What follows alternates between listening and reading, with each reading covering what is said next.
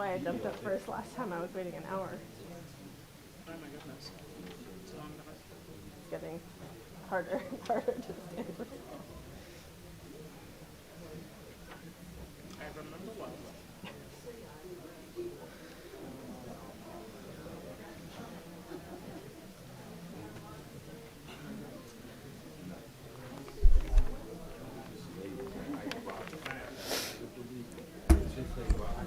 All right, everyone, thank you for your patience. We're back on. Madam Clerk, can you reset the clock, please?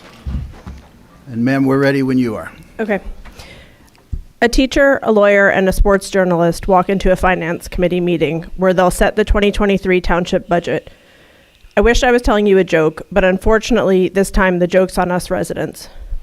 In October, we learned Montclair's CFO was dismissed from the finance committee, a committee comprised of 3 male council members, because she was, quote, difficult to work with. What was the problem? Did she need to smile more? In the months since those and other allegations have come to light, council meetings have been filled with the sustained outrage of dozens of women about the lack of transparency in our government and what information is behind key decisions about how our tax dollars are spent. The Finance Committee released the proposed budget this weekend, along with an ordinance seeking to break protocol and approve it today at first reading without the opportunity for the full council and residents to review and comment on it. An on-brand move seeking to further deprive us of the transparency we've been demanding. The budget is flawed in how it is presented, which I guess is expected when you kick the finance professional out of the room. All of the 2023 proposed numbers are benchmarked against the 2022 budget, which is full of what are now obsolete numbers since you have access to the 2022 actual numbers, the only numbers that should ever be used in a budget for a comparison once they exist. Comparing the actual paid or charged amounts from 2022 to the amounts allocated to the fire department for 2023, the Finance Committee has proposed a 27% increase to the fire department, including staffing, engines, and a whopping $1.3 million for radios. Are these magic radios? Are we getting them from the same guy who sold Jack as beanstalk beans? Equally egregious is the ordinance seeking to blow through the 2.5% allowable year-over-year budget increase cap. You're allowed to increase the entire municipal budget this year by $1,641,000. Yet, you have allocated an increase of $2,670,000 to the fire department alone over what was paid or charged last year. To this budget, we must say no. One last thing before I go. We need to be able to make public comments from home. I have at best 3 more meetings I can attend before I give birth, and I doubt any of us want me up here breastfeeding while talking to you. I moved here from Texas, which is supposed to be far more anti-democratic and anti-women than Montclair, New Jersey. However, when I lived there, I made comments at my city council meetings from my couch. There is no justifiable reason I can't do the same here.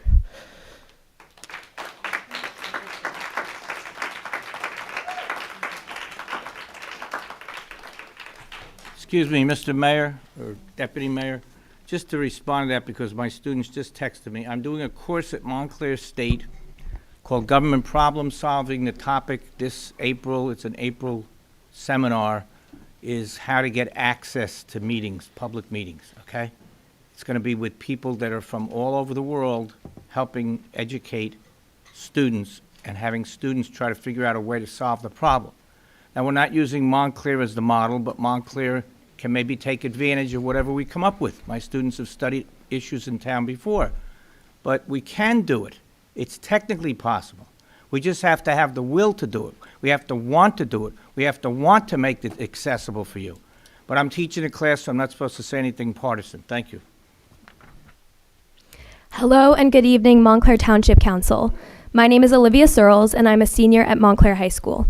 This past Thursday, I was in a 2-car collision at the Cooper Avenue and Park Street intersection. I am lucky to be here tonight to share my story and to make a change regarding the unsafe streets within Montclair. This intersection, as well as the street next to it, which is Summit Avenue, is notorious in our town for having caused many car accidents. In 2021, a fellow Montclair High School alum was killed in a bike-car collision at the Summit Avenue and Park Street intersection. The cross over Park Street is not a straight shot. Vehicles need to make a slight turn to stay on either Cooper or Summit, which is why the intersection is proving to be more dangerous than others. The police who were at the scene had even told me that this area is one of the most common places in Montclair where accidents occur. This experience has opened my eyes. Why has our town not made a change, as our fellow residents are continuously involved in accidents in this area? It is not just my want, but it is a need for our town to implement safety precautions on these streets. We should not have to see another preventable accident or life taken on Cooper or Summit Avenue. So I immediately took action. The night of my accident, I made a petition for a 4-way stop needed at both of these intersections. So far, I have received 260 signatures in support of my cause. But I have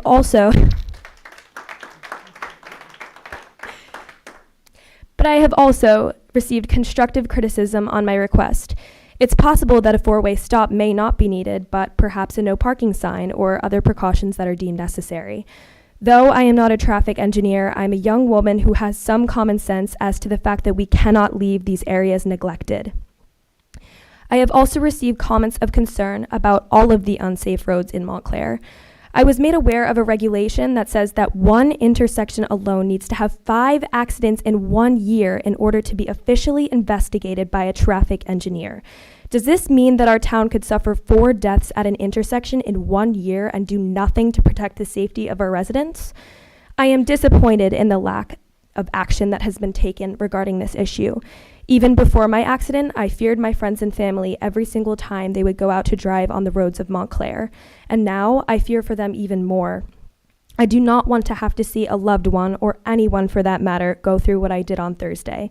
So I ask you to please listen to my request and to work with me to make Montclair a better place for us to drive and to survive. Thank you. Thank you. Excuse me, ma'am, before you walk away, we've actually had a lot of correspondence on those 2 intersections, and you're absolutely right that, I'm sorry, ma'am, you're fine. Sorry, that's my fault. That was my fault. And we have been working with the town manager, the acting town manager, and the police department, but you're absolutely right. It's too slow, and I think the criteria is disgusting that we use, and I've said that multiple times. So I'm going to ask again, Mr. Scantlebury, Chief Conforti, Deputy Chief Young, can we please work on those 2 intersections? This young lady has a petition. I've been looking into this for a while myself. You're absolutely right. We've waited too long. That's going to stop. Do you have the petition with you, or you want to just send it to me? You tell me what you want to do, and we'll get it done. I can send it, yeah. Okay. Yeah. Perfect. I'm Thank going to you. give you a card. I want you to send it to me. Okay. Thank you so much. Hey, let us all see that. Thank you. Absolutely. Councilman Yacobelis? Thank you, Deputy Mayor. Olivia, it was?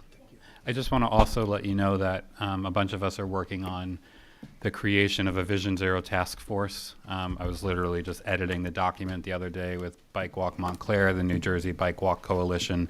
And so, oh, good. So we anticipate introducing the resolution to form the task force in the month of April. And one of the first goals of the task force is going to be to work with the police department, with engineering, to identify the top most problematic intersections in town. Because obviously Vision Zero means 0 crashes, 0 deaths. That's the goal overall for the town. We're talking about a 5-year period of getting there. And the best way to do that is to identify those top 5 intersections that need fixing right away. I don't know where this one is, but it sounds like we're going to have momentum on fixing these regardless. But just know that that's the direction that we're going in.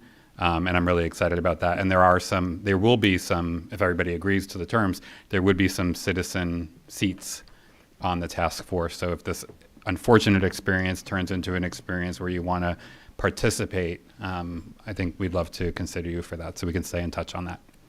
Thank you.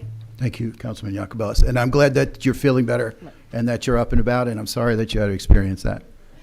Yes, Deputy ma'am. Mayor, Oh, I'm sorry. I just really Councilwoman wanted to Vice say the Chairman, same please. to Olivia. I mean, thank you for, you don't have to, just stay.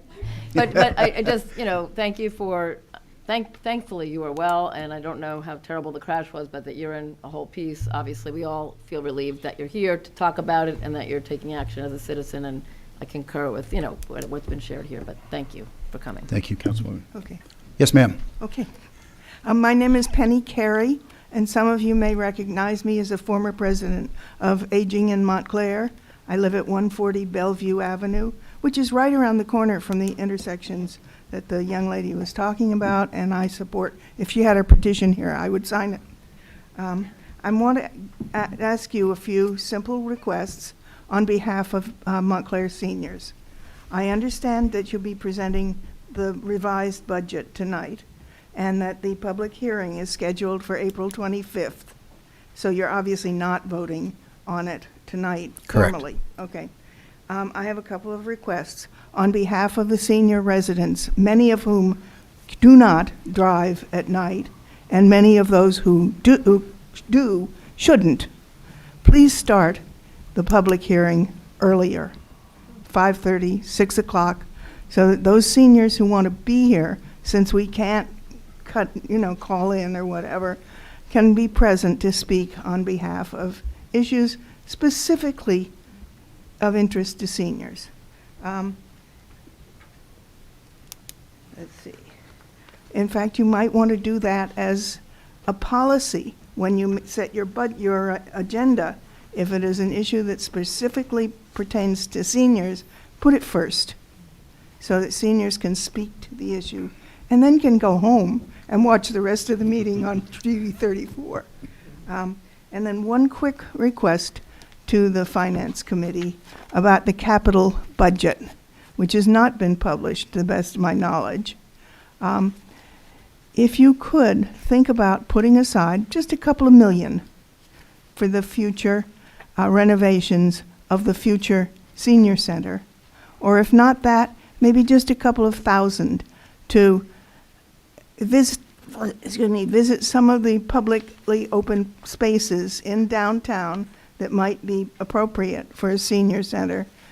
Find those that have appropriate parking, enough rooms for classes and meetings, and a large room for large meetings or dances or whatever, and a commercial kitchen so that we can serve the congregate meals to seniors someplace, because when we did this several years ago, we found quite a few of the public buildings in town.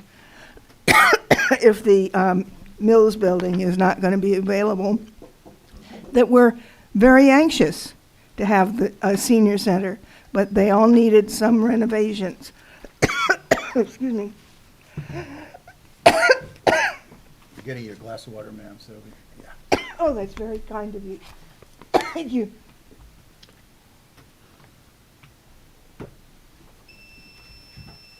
Don't worry about that. You That's took all time right. to No, I drink. made it. Take your time. I made it, and that's all I have Okay. Well, thank you. for tonight. We'll be here. Thank you. Thank you.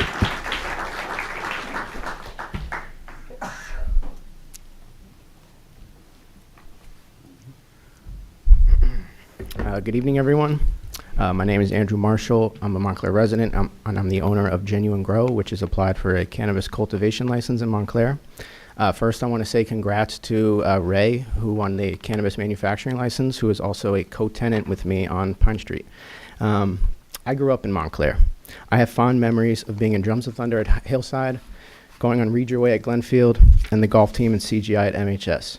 And nearly a decade since graduating, I am here asking for your blessing and resolution of support for my cultivation business, Genuine Grow. I recognize I'm young. I'm probably the youngest of all the cannabis applicants, but I've never been more prepared for something in my entire life than I am right now to open this business. One that not only provides tax revenue for Montclair at 2%, but one that also gives back to programs within the community, and I expect to generate $50,000 in the first year of business of tax revenue. We have a resolution from the Housing Commission and the Planning Board, the latter of which is required for an annual license from the state, and it's something most Montclair applicants have not obtained yet. With a resolution from the council, I would immediately go back to the state to convert my conditional license to annual, and my conditional license expires in May. Nothing excites me more than being able to own a business that has a positive impact on Montclair, and to do it in my hometown community, the one that has given me so many memories over the years. Genuine Grow is all about our roots in Montclair, no pun intended. I am so insanely passionate about cannabis in Montclair and our brand being made in Montclair, and I truly cannot envision starting this business anywhere else than here. Thank you. Thank you.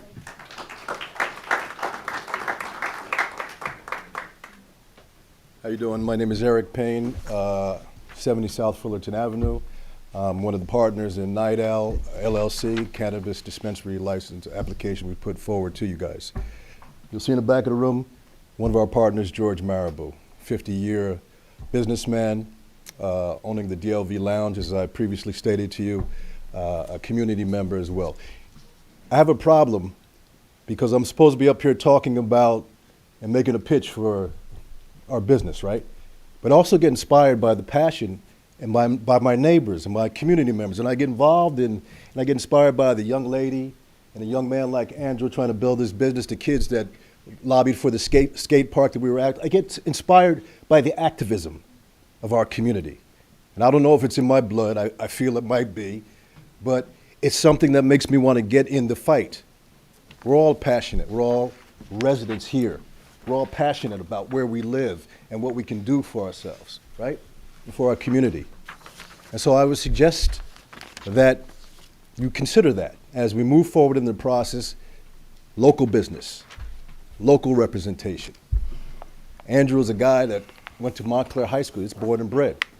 Graduated from high school 10 years ago.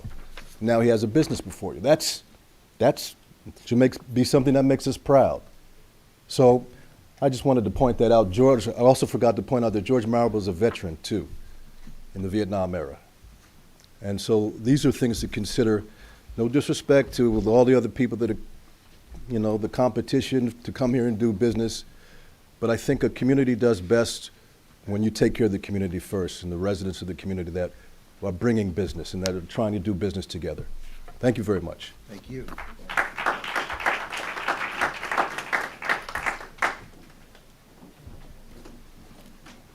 Okay, good evening, Council. William Scott, 23 Cedar Avenue.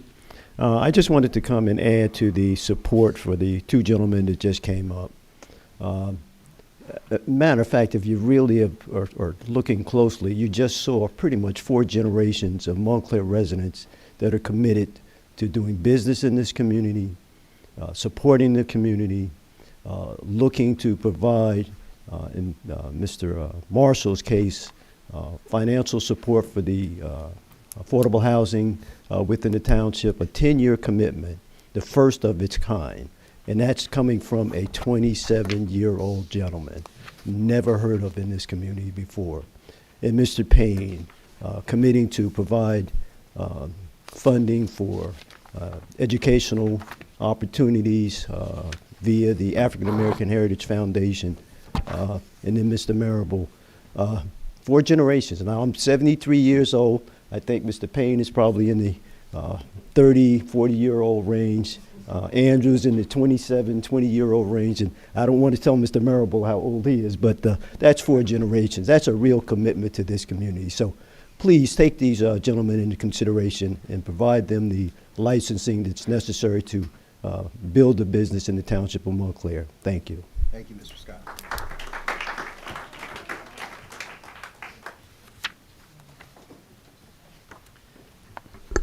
Right in my face. Anson Pope, 1214 Elm Street, here in Montclair. Tonight we nearly came upon the issue of our budget and voting upon it, and so I think this is the perfect time to remind the council, much like the last few gentlemen in front of me, that we leave money on the table every day that we're not issuing these licenses for the cannabis industry here in Montclair. You heard from Mr. Payne, and he mentioned George in the back. Actually, on Friday, he stopped me. He saw me walking down the street, and they called me in, and we just had a little chat about what he's planning to do, what he would like to do. And as a resident, I mean, I'm sold. I mean, yes, I have my medical marijuana card, but even still, their roots, his roots and Andrew's, are both here in this town. And the two of them have been communicating. And like the synergy I feel, just being in the DLV lounge for that little bit that we spoke, it was just really, really good. And it's something that I think our township will benefit from. There's no way around that. I also think that Ricky, who has spoken here as well, the owner of Grove Pharmacy, who wants to open a dispensary at the former Dunkin' Donuts site near the police station, I admire his interest in bringing a true pharmaceutical angle to his potential business because he's going to do primarily recreational sales. So bringing that pharmaceutical knowledge into the business, I think, is a wonderful thing. I know there's still a stigma around this industry, and I spoke about that even in my own personal life last time that I was here. In fact, one of the potential businesses that spoke here tonight said that they had difficulty finding a location because a real estate agent in town would not show them a property for a cannabis industry-related business. That kind of shocked me in progressive Montclair to hear that a real estate agent would discriminate against a potential business. That's kind of troubling. And it's funny because that brings me to progressivism. Yet we reside in a town that will sit by while a sitting council person launches a lawsuit against two residents for defamation. I myself received a subpoena on Friday to produce evidence and to provide witness testimony, and was named in the initial lawsuit as a co-conspirator. This attack on their free speech, as well as my own, I fear has put the community on the border of fascism. Yes, fascism, right here in Montclair. I thought we were the People's Republic of Montclair. It seems more like we are the fascist state of Montclair. And it's funny because this particular person's words and actions, he says he lost supporters. But is that not the nature of politics? You win some, you lose some. That's just how it goes. In fact, I wrote to Mr. Senator Booker today, and I mentioned that to him as well, as I will also with Congresswoman Sherrill, as well as the state representatives. I'm going to make sure that they know that right here in Montclair, fascism and suppression of people's free speech is gone. Thank you.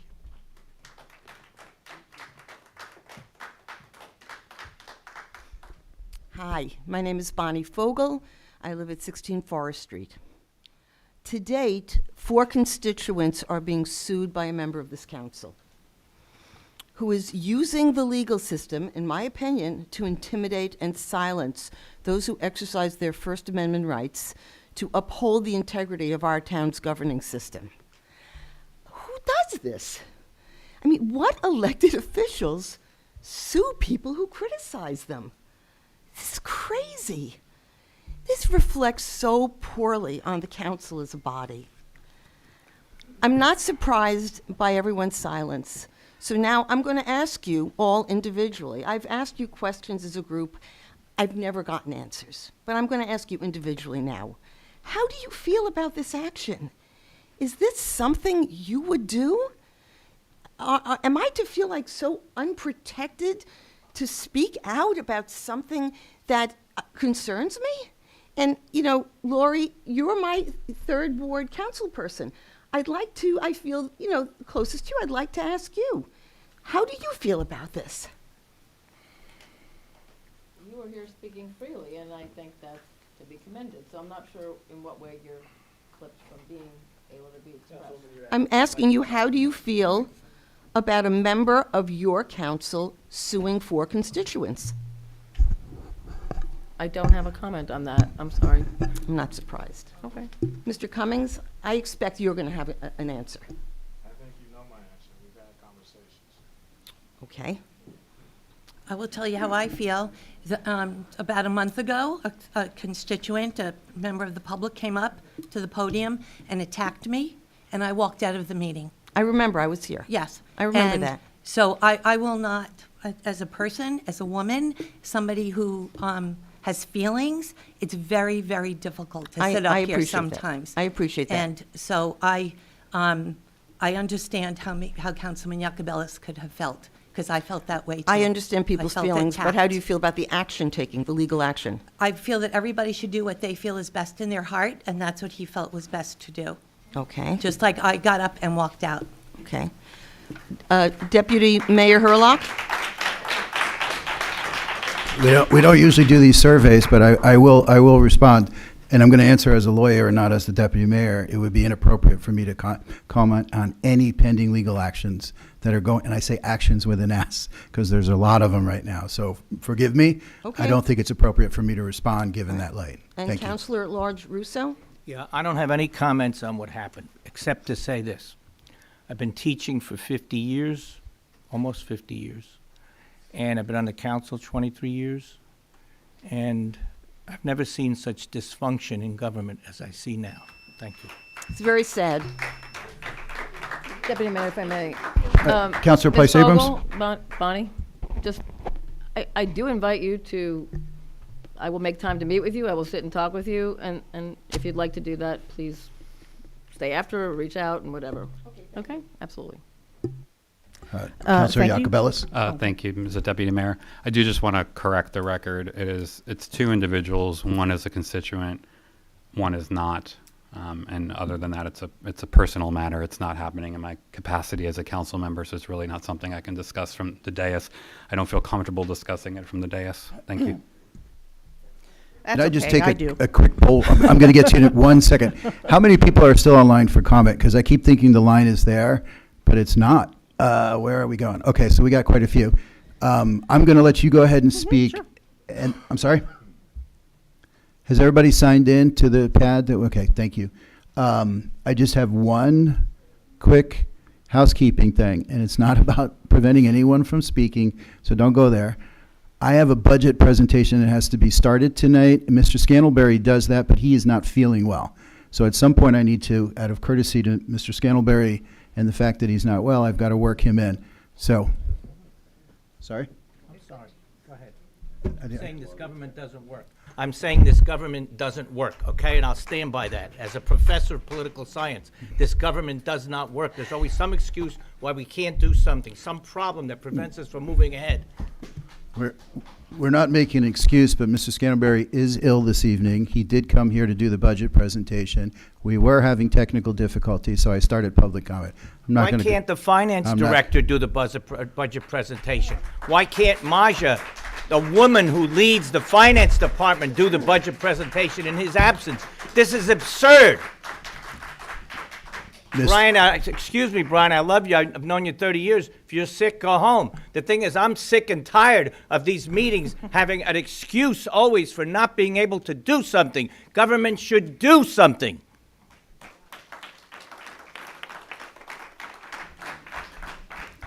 I'm going to leave it up to you whether you want to go home or if you want to present. It's your prerogative. It is, after all, the manager's budget in this form of government. I don't take that lightly. We're good? Yes. It is. The manager and the finance director has a role in this government. Let's not have a debate about that. We just got rid of a manager who abused the power that the manager has in this government.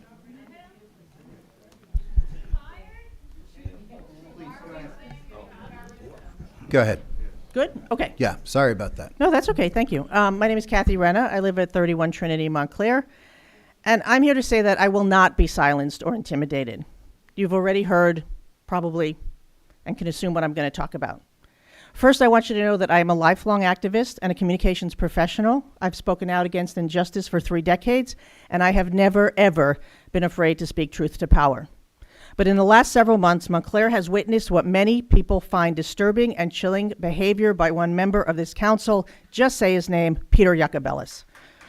When I saw Peter at the Bay Street station a few years ago, he told me he was living here now and running to be the first openly gay member of the town council. I was happy to support him. My wife and I even helped him get signatures. He seemed well-intentioned and genuine, and I was thrilled when he was elected. And after that, Out Montclair, founded by him and a small group of folks here in town, began to grow. And that's why it was deeply, deeply disappointing to see and experience, in my opinion, very poor leadership of Out Montclair, externally and internally. And then the Lackawanna Project came along. So when the dots were connected, it was very clear I could personally no longer stay silent or have my name associated with Out Montclair. What many saw was a possibility, a perception, a potential conflict of interest, very clear under New Jersey statutes. That's all. No accusations, no malice, just dots that connect in the way that don't look right. So Peter was unwilling to meet with us and other individuals who had actually genuine concerns over this. And that defensiveness was followed by unfair characterizations that we were trying to extort him, that this was extremely disturbing and intimidating. So I resigned publicly, along with another advisory board member, Amina Toller. But I didn't slink away, and I wasn't alone. I was just one of the few who were not afraid to speak out. We all know what happened next. An elected official is now suing 2 constituents who dared speak up and disagree. Last Friday, I, along with PLIC, received a subpoena as a witness in this case, demanding all of my private communications, emails, texts, and social posts. It's the first time in my life this has ever happened. And while it's a little stressful, I have no fear about what will come out if this is pursued by you, Peter. In fact, maybe it's best if all the truth comes out. And I keep asking myself, why is the local media so unwilling to do their jobs and look at these issues? Could it be that the council member, BDP, Placek, and Out Montclair are regular big advertisers? So I have two questions. One is for the mayor, who's not here, so I'll email him. Have any of you spoken out about this? We had that question answered, so I'm just going to move to the next one. But do you have our backs? Like, are you concerned? Do you not see what's happening here? And to the local media, have you really done your due diligence? Will it take a larger, better, non-compromised media outlet to cover these issues? I think so. We live in a town, a state, a country where political dissent and freedom of speech are one of our highest ideals. So let's not make a mockery of that in a town that prides itself on diversity, inclusion, and progressive values. We need answers. It's not personal, it's political.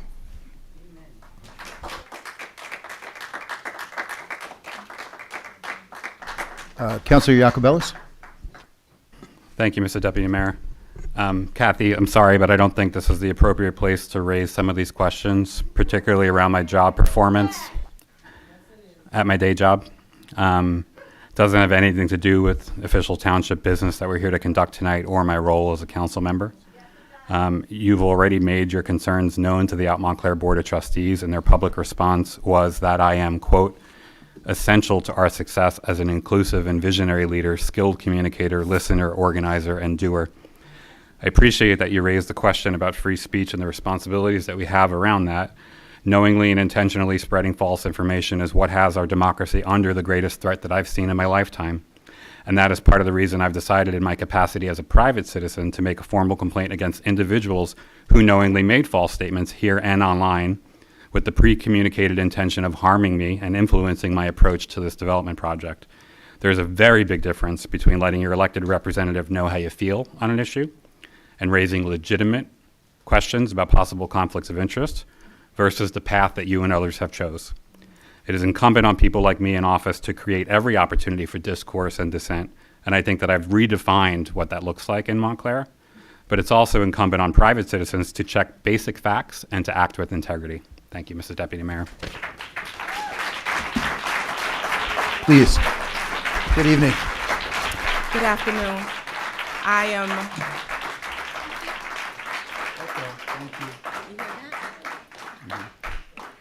Good afternoon. I'm Dr. Kyrie Hamilton, co-owner of Unity Road, an applicant for a retail dispensary here in Montclair.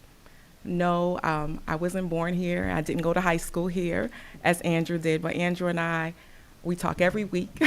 So we have camaraderie. There's no dissensions. We all want to see us both win and do great.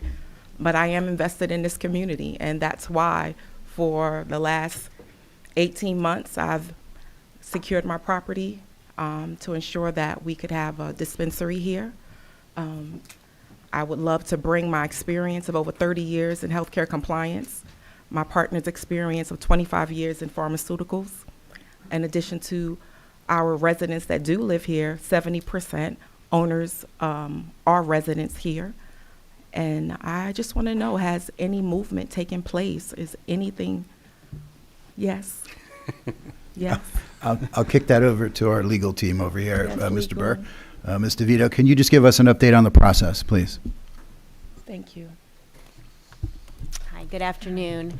As far as the process goes, it's moving along. We're in the final, well, the council's in the final stage of review. Yes. So I believe that there will be some decisions made shortly. Okay. I appreciate That's about that. all I can say. Okay. Thank you, Ms. DeVito. Thank you. Thank you.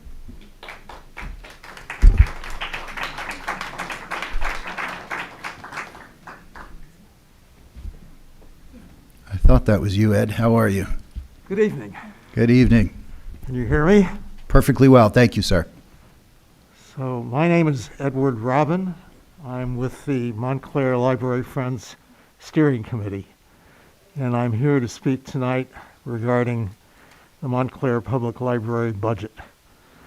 The budget that was posted along with in the agenda packet for tonight's meeting includes an item in the amount of $515,000 which is intended as discretionary funds to be appropriated for the Montclair Public Library.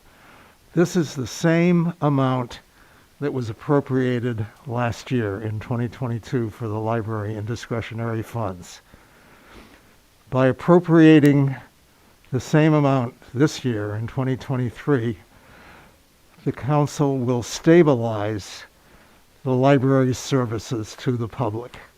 It will enable the library to absorb the costs of inflation and still provide the same level of service to our public, including the same hours, which are 7 days a week for the main library and 6 days a week for the Bellevue Avenue Branch Library. I believe that the stabilization of the library budget is extremely important to our community. The library provides a major support for the public, and I thank you very much. I hope that the council will continue to support this discretionary amount of $515,000. Thank you. May I just make one comment unrelated to the library? I'm sorry, and that is regarding public testimony at the council meetings. I'm 87 years old, and this is it's not easy for me to come to the council meetings at this time of the evening.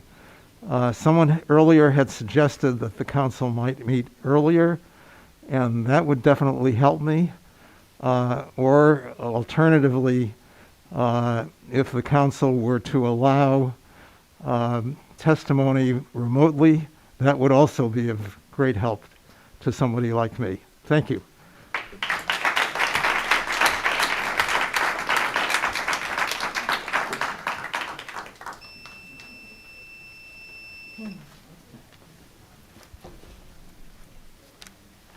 Hi there. My name is Drury Thorpe, and I am a long fourth-generation Montclairite, and I have my fifth generation here. And I have also been a teacher at Watchung for the last 28 years and feel really strongly about making this town safe for our children to bike around. I grew up biking to school, and I'm sad that I don't feel like I can have my own children do the same. And I'm not alone. There's a global movement called bike buses that are happening. Portland's a big one, check it out. And I got together with a group of like-minded parents to try to make our streets safer for biking. And we started these bike buses, and basically what it is I start at the north end of Park Street, and my kids live pretty close to school, so they're walking, but I am actually biking from my house to school where I work. And so what happens is I start at the north end of Park Street, I set out, we've got a timetable and routes that we've established, and I pick up kids along the way and their parents who bike behind me on this bike bus. We've got a captain in the front, we've got a caboose in the back, we've got sheepdogs that herd the children on the sides, and this is a really fantastic movement. And one of the things that I've noticed that's happened over just these 2 months of doing this and starting these test rides is that there's this kind of latent pent-up demand for this. Like, we've energized people to start this, and I realize that there's a concept for that. And it's called induced demand. The induced demand can be realized by improvements that are made to transportation infrastructure. And basically the idea behind that is just, if you build it, they will come. We are building it as the bike bus, they are coming. And so now we need your help to put dollars behind that. And I was sad to hear that this budget process was happening so quickly. And I don't feel like there's enough time for your constituents to get in touch with you to talk about, or to even, for us even to read that and digest it and then have the time to talk to you. So I ask you to please not rush this and let us talk to you, learn more about what we as citizens really want and need for our children in this town. Thank you. Thank you.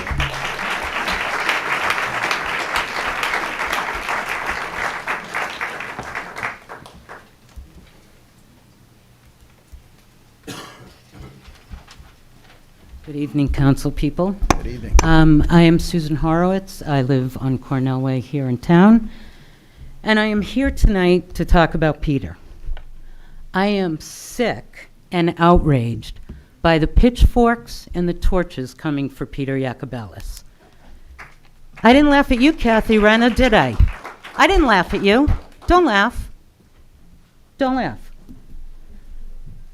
In the time that I have lived in this town, which is about 17 years, I have not seen anyone, all due respect to everyone on this council, I have not seen anyone be more involved in this town, care more about the citizens in this town, be available, be a more effective communicator, be a better human being, and a better representation for my community, which is the community of Montclair and the gay community. The idea that you guys are trying to, like a group of hyenas, take him down, yes, take him down. Excuse me, ma'am. Address the council. That's what we're here for. There's no exchanges. Everybody, relax. I took care of it. She's expressing You're her talking feelings to us. just like you did. Ma'am, you're talking to us, not the Yes. crowd. Thank you. Okay. I have lived here for a long time. I have been the subject of some of the shenanigans that have gone on. I was mentioned at a town council meeting about a month ago as the wife of someone who was throwing a fundraiser for Peter to help Peter get some money, I suppose, I don't know. And I was mentioned as the wife of Alan Hurwitz. I don't even know who that is. My lovely wife is sitting right over there. I do not have a husband. And this has got to stop. Peter is doing everything in his power to help this town. I support him 100%. What we are doing, in my opinion, as a left-leaning liberal town, we are opening the floodgates for more Donald Trumps, for more Ron DeSantis's, by throwing our own people under the bus, and it's got to stop. Peter, I think you're the best.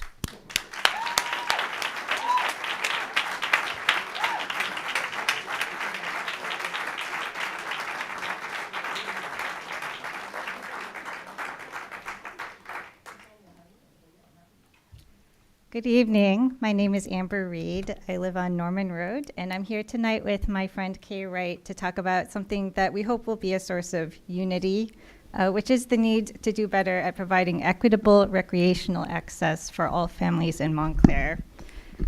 Does every child in our town have access to our town pools in the summer? Sadly, the answer is no, because the cost is too high for many. A summer pool pass for a family of 4 costs $250, which is less than in some neighboring towns, but still too high for many families.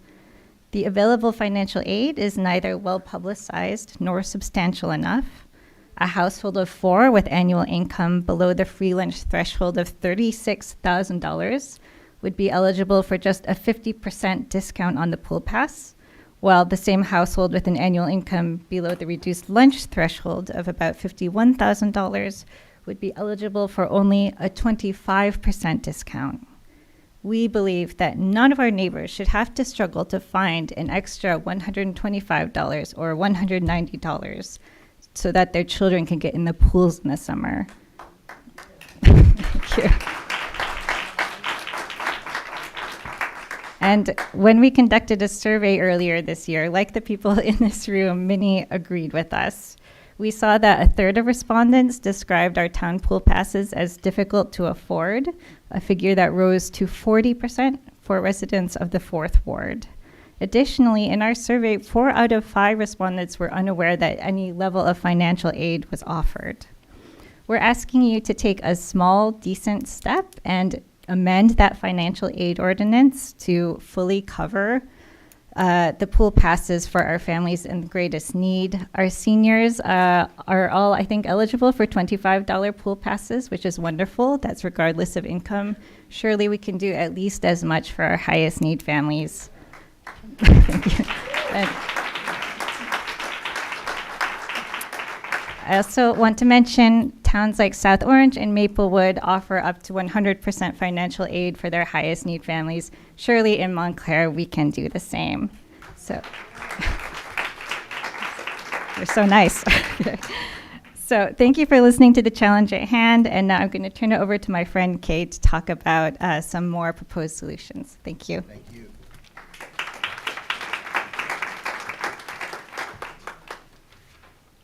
Good evening. My name is Kay Wright, and I live on Valley Road. How's that? Better. Okay, great. A little bit closer? Please, sorry. Good evening, councilpersons, and I live on Valley Road. My name is Kay Wright. I just want to add to what Amber was saying, that one of the first ways this came to be, that we started having this discussion, is that someone that I knew, I asked if they were going to be taking their daughter to the pool one night. I ran into her, and she said, "Oh no, the pool's too expensive for me." And it had never occurred to me that I just believed that our town had taken care of this at some point prior. And so through our research, when we started to dig into this, we realized that a challenge is at hand, but it's a very easily solved challenge. We really believe that. And this is a moment of real fiscal challenge, and there's so many different competing interests. You have a tough job. Even sitting here tonight, I keep thinking, God, there's so many different things that need to be done in this town and people that are asking for help. But the time has come to upgrade a system, the pool system, that offers downloadable passes that can be easily accessed. I think for everyone in this town last summer, the fact that we couldn't buy guest passes, the fact that there's no easily accessible electronic system is ridiculous. In this day and age, if we once again offer guest access by selling pool passes online, if you go to the town pool and you want to bring guests, the ability to buy guest passes for those guests will finance new revenue. We're leaving money on the table. Let's finance new revenue. Let's find a new revenue producing stream that can help cover the cost of pool access for all. And we applaud the efforts of the staff members in Montclair's Recreation and Cultural Affairs Department. They work tirelessly to provide the best services they can. They have a limited budget and a very small head count, and they do a lot.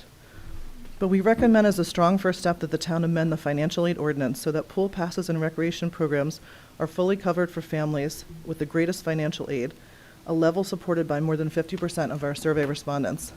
And the next step would be to invest more in the recreation department, which provides our town's most accessible options for pools, summer camps, and sports programs. There's also an unmet need for free or low-cost swim instruction, and every child in this town should be able to learn how to swim. There should be no question about that. And a town recreation shuttle, in the long term, could offer access to pools, particularly in situations like last summer, when there was only one single pool operating, and it was in Upper Montclair. The rest of the town, if you were not driving, if your parents were at work and you were a child, you had a very hard time accessing that one pool. In the long term, we're here tonight to champion an equity-driven capital improvement plan for recreational facilities, including our municipal pools, which have suffered from neglect and underinvestment for decades. In closing, we want to be able to proudly answer that in our town, every child can cool off in a pool in the summer, and that recreational access for all is a top priority. Thank you for listening. Thank you.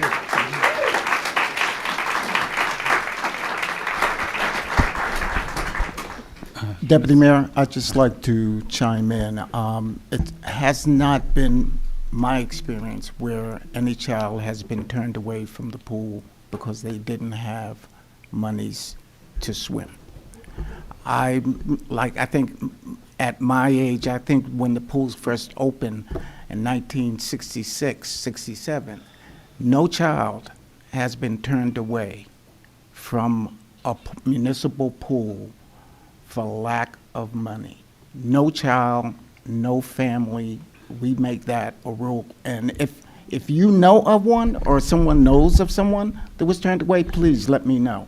But I can speak from experience that no child has been refused access to a pool because of lack of money. Thank you, Mr. Scanterbury. Councilor Place-Abram? Thank you for those who came to present, and Mr. Scanterbury for that comment. So I did hear from Amber and perhaps Kay, and brought the conversation to Mr. Scanterbury. And so it looks like, the policy may be one way, and if the public's not aware of it, maybe they don't avail themselves, and those are some of the things that I heard in this exchange. So, the budget is here for us to be reviewing, considering where else can we prioritize, and I think, we'll be looking at that to make sure that we can make good on what Mr. Scanterbury just noted to be the policy, and that we will figure out how to make sure that families can avail themselves of, the most basic amenity in our town in the summer for our kids. And if we can build on that with other parks and recreation things, I think that's always a challenge we want to do more of. So I'll just say that as a commitment as we go forward. Thank you. Councilor Iacobellis. Thank you, Deputy Mayor. I just want to add also for Kay and Amber, thank you for including me on the back and forth, and thank you for doing some of the benchmarking research, because that's really helpful. As you know, thanks to a very generous resident, 2 years ago I ran a pilot program to do free pool passes for seniors and for families in need. We had about 20 of each. We learned a lot of lessons, and essentially my conclusion is that free doesn't work, but certainly heavily subsidized, and maybe even getting to 100% certainly works too, and there's no harm in that. If they don't come, it doesn't really matter. And I think also last year when the pools were closed, we did learn that even with Mountainside being the only one open, I don't think there was a single day that we reached capacity. I don't know if Deputy Manager, if you want to, right? So we also learned that, we to your point, we could potentially generate revenue from guests. So I think there's a new approach here for sure that's on the table, and thank you for doing the research. And I think it's just a matter of having some time to focus on it, which I'll do with my colleagues. Thanks. Deputy Mayor. Yes, Mr. Cummings. I think it's important to know when it comes to guests that I've had 2 children who were lifeguards at our pools, and there's been some issues with guests at the pools, and that's one of the reasons Ms. Camerata has, basically said guests have been something that we really have to look at if we want to start going down that road, because there's a history there that I think, needs to be taken into consideration when you look at that. Thank you, Councilor. Please. Good evening. Good My evening. name is Rachel Quinn Egan. I'm in the First Ward. I don't know if any of you noticed it, but as that woman walked past me, she very aggressively clapped her hands right in my face. This is someone defending Peter. I'm assuming she knows I'm not a fan of Peter's actions, but I found that incredibly threatening and incredibly rude. And this is the kind of shenanigans that is now going on. So I hope, everyone's proud of themselves. Beautiful. I'm sorry you experienced that. Yeah, it's really the last thing you expect at a public meeting. The Lackawanna Plan is a local story with global implications. There is a huge debate in Montclair over the planning of this gargantuan luxury development landing in our historically black neighbourhood that promises to be a disaster for both the community and the environment.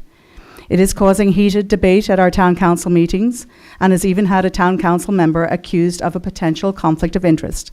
He has slapped a lawsuit on the accusers. But there is a bigger part to the story. And it's interesting that many local papers are not covering this, or any of this. The developer plans to build on top of land where they already paved Paradise and put up a parking lot in the 80s. They blacktopped a river and a marsh, and now the surrounding area is a FEMA-designated flood zone. Lackawanna means where the stream forks. And indeed, the stream underneath Lackawanna forks, and I see this as a sign of the 2 choices we have. The first fork makes a choice that is all concrete, further flooding, and catastrophic gentrification. We are asking to the town council and the developer to take the second fork that chooses the planet and the people over profit at a time when the United Nations are calling for climate action now. If Montclair doesn't do it, who will? We need an independent environmental study of the land to mitigate the mistakes of the 1980s that caused the FEMA flood zone before anything further is decided. We also need to ask ourselves if we truly value our community or if we are willing to lose it to gentrification because this development marks the death knell for the Fourth Ward's diversity. I understand that a haircut is coming. As people who are involved in grassroots activism, we know that developers often put an overblown plan out first and then come back later after the uproar to give the haircut that was already planned in the first place. Unless it really addresses the environment, unless we have an environmental study, and unless it really addresses the gentrification challenges, we're not going to like this one much either. I'm really asking you all, please, to pay attention to this huge issue, because once this thing gets built, we're going to live with it for generations. The traffic, the pollution, the flooding, all of it will be what our children and grandchildren will be dealing with if they can afford to even live here. Thank you.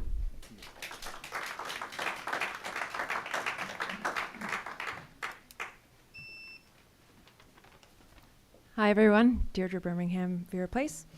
I'd actually like to ask the Finance Committee to address a few questions on the budget. It looks like, are you asking the taxpayers to give the fire department 20% bigger budget next year after you and the firefighters worked really hard to lower Glen Ridge's payments? Can you please explain how you came to that decision, knowing that we are safely covered by mutual aid? Did you receive the requested information from Chief Herman on overtime, levels of mutual aid, cost of promotions? I assume yes, since he's getting everything he wants, but can you please share that with the public?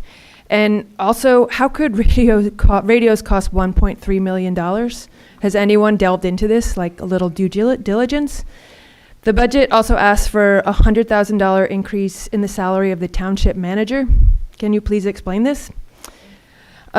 Simply put, the budget does not reflect the values of our community, and residents are tired of getting so little for their money. We are not asking for more fire and more police. We want better pools. We want more senior services. We just want better quality of life stuff.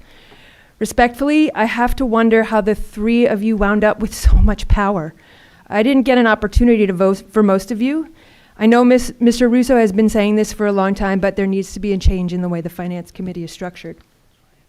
You should rotate positions, wards, and there should be at least one at large on at all times so that we're represented. Sorry, this budget is really important, and it seems like it's being kind of rammed through really quickly, and so I'd like us to think about how we're prioritizing our money. And once again, I just think that giving more money to the fire department is a mistake. Thank you.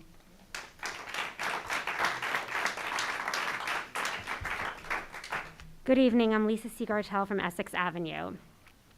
This town council went to great lengths last year to pass legislation that does not actually protect the health and well-being of the humans who live and work in Montclair. You passed legislation preventing the sale of dogs and cats when no dogs or cats have been sold in town. You passed an ordinance regarding native plants on municipal lands, however, that has not played out in any real terms. This did not prevent a palm tree from being planted in Edgemont Park.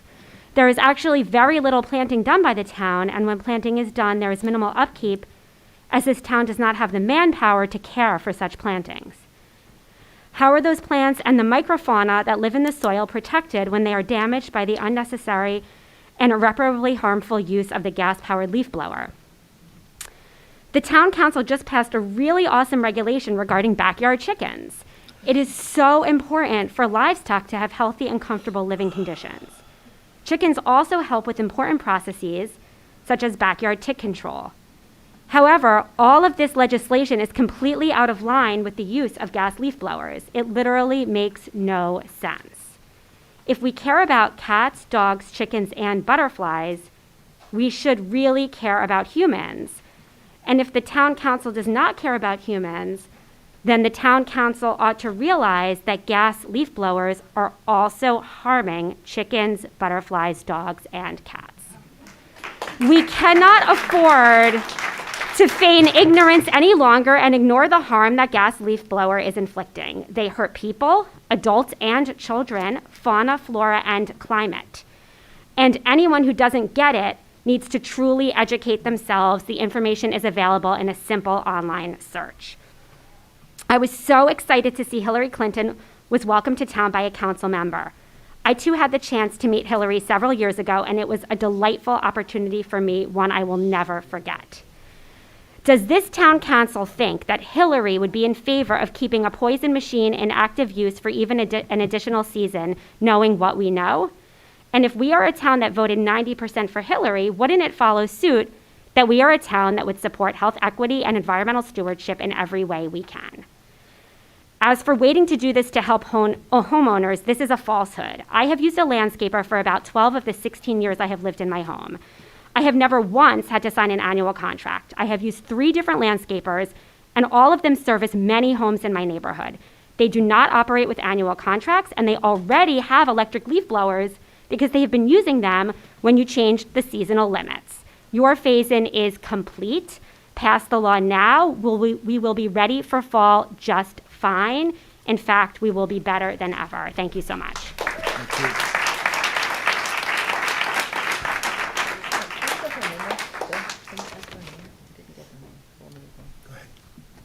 Councilwoman Price Abrams?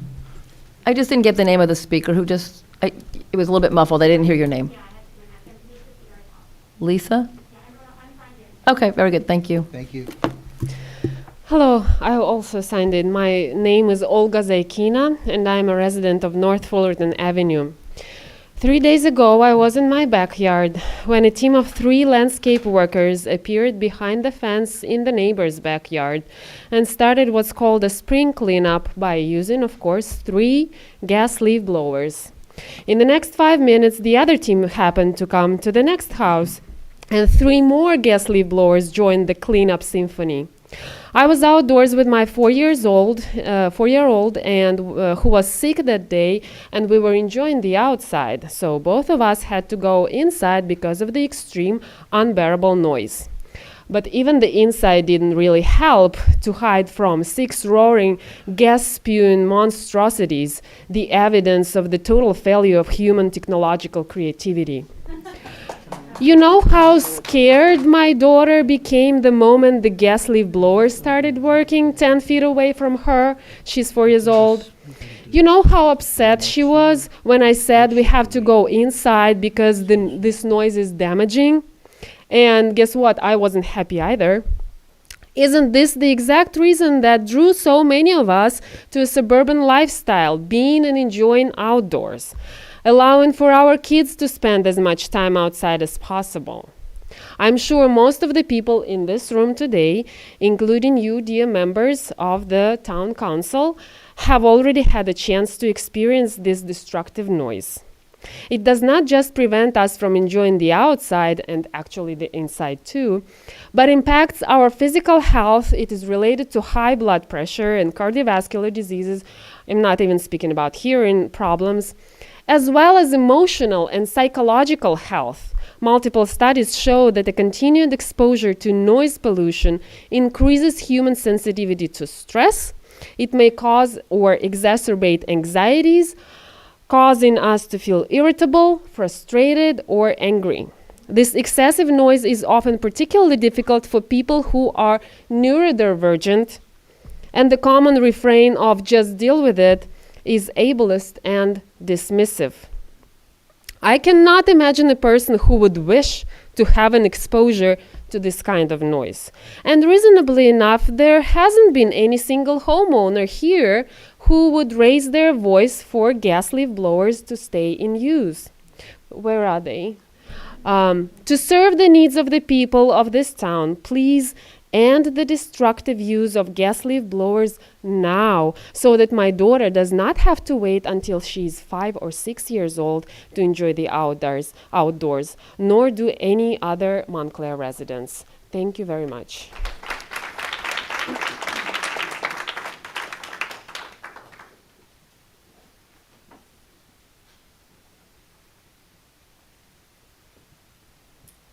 Good evening, council members. I'm sure by now you know who I am. I'm Judith Antelman at 180 Walnut Street. So we, our gas and the gas leaf blower group, we stand here before you at every meeting and we stating our case, pleading for change. And it isn't extreme change. It is simply adding 4 months to an already 8-month end to the toxic 2-stroke gas-powered leaf blower. It is an easy fix that doesn't require infrastructure building. It won't introduce chaos. Homeowners and landscapers, all residents of Montclair, are used to change. We even embrace change. We endured a pandemic. And I am confident ending the use of gas leaf blowers is a whole lot easier than surviving COVID, those of us that did. Ending the use of gas leaf blowers will not require vaccinations, masks, or social distancing. I can guarantee this. I have questions, Councilman Jacobellis, and I'm not throwing darts or pitchforks. These are real questions. So I thought you were on our side, and I believed you were on our side. When I emailed the council, you and Councilman Russo responded quickly. You were advocates for ending the use of gas leaf blowers, and Councilman Russo continues to advocate for this, and I thought you would too. So I'm disappointed you do not, that you'd rather wait. And I'd like to know why. What are you waiting for? I know you worked with Quiet Montclair, and to your credit and Quiet Montclair, you achieved a seasonal ban, and for that I am grateful and I was hopeful, and thank you for that. And I'll repeat it, I really believed you were on our side, but why did you stop at the seasonal 8-month ban? And what has Quiet Montclair been doing for the past 2 years? And I really just genuinely want to know. I'm not asking questions just for hypothetical or rhetorical questions. I want to know, have honest answers. I stand here at every meeting politely pleading with all of you to please end the destruction of our town. Yes, gas leaf blowers are detrimental to our health and well-being, and we all know this. And I'm also curious, Councilman Jacobellis, about why you think you need a phasing in period. I think the last 2 years were an effective phasing in period, and I want to understand your reasoning because I don't understand. It really makes no sense to me. And everybody, we've talked about it tonight, everybody proclaims, Montclair is this great progressive beacon of environmental stewardship, but it isn't if you don't vote to end gas leaf blowers now.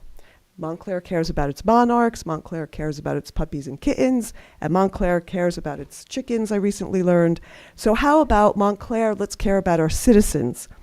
Please, I really am begging all of you, council members and Mayor Spiller when he sees this, please join our side, vote immediately for a complete end to the use of gas-powered leaf blowers in what once was a peaceful and beautiful township. Thank you.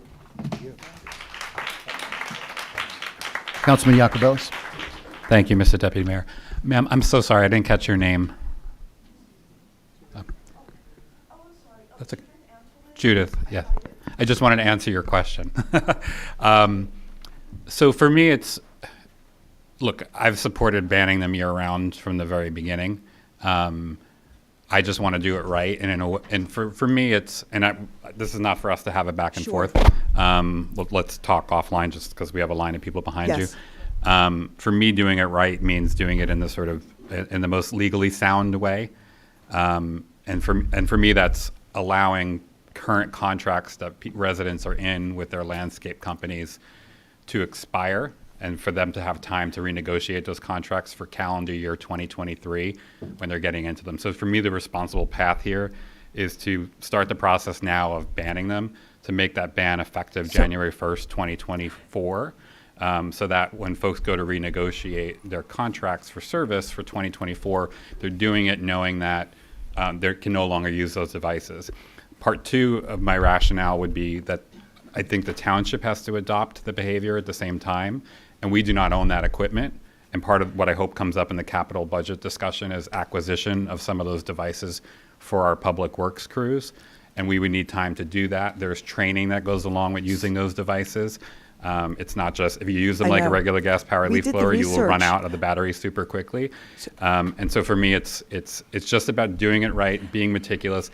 And frankly, most of the other places that have passed bans have taken a lot longer than 7-8 months for them to go into effect. And so it's just about responsibly handling So I understand all of that, but if you'll speak to, we've all done the research about the legality, the landscapers, the homeowners, the contracts. We are even knocking on people's doors asking about the contracts. I'm going to circle back around with you. Okay, because we could end this May 16th. Like this could be over. We've done the research, and if you'll sit and talk with us, we'll all. I definitely will. Thank you. Thank you.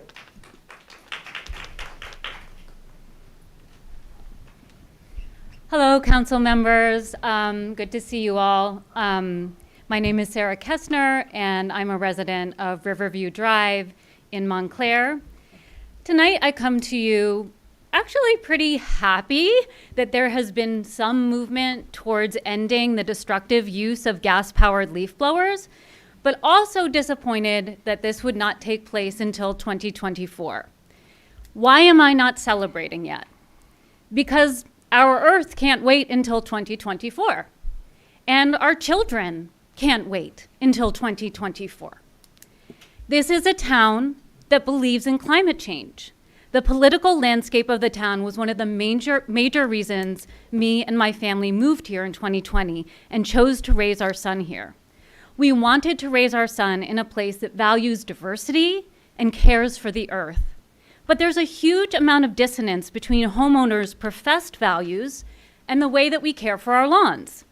If we're going to have a chance at not losing any more biodiversity and getting a handle on climate change so that our children can call Earth home, then the way that we care for our yards has to change. Here's the science. Roughly 30% of the fuel used in two-stroked engines fails to undergo complete combustion, resulting in the release of toxic pollutants to the environment. These pollutants include carbon monoxide, nitrous oxides, and hydrocarbons. Aside from well-known health risks, carbon monoxide contributes to ground-level ozone, nitrous oxides and hydrocarbons are components of smog, and if that weren't enough, hydrocarbons are also carcinogenic. A 2011 study comparing a consumer-grade leaf blower to a Ford F-150 Raptor pickup truck found that the leaf blower emitted 23 times the amount of carbon monoxide as the truck, double the amount of nitrous oxide, and nearly 300 times the amount of hydrocarbons. With so much pollution emitted from one single leaf blower, it's frightening to think of the implications of daily, day-long visits from a team of landscapers, eliminating all evidence of God forbid, leaves from our neighborhood sideways, driveways, and lawns. And yet the drone of leaf blowers is what we hear day in and day out from the landscaping companies that service this town. Can you imagine the amount of emissions that landowners are responsible for in this town alone? It's quite staggering to think about. On my block alone this past week, I was within earshot of commercial gas-powered leaf blowers from roughly 9 a.m. to 3 p.m. Let me be clear. The gardeners wielding their backpack blowers are not the enemy.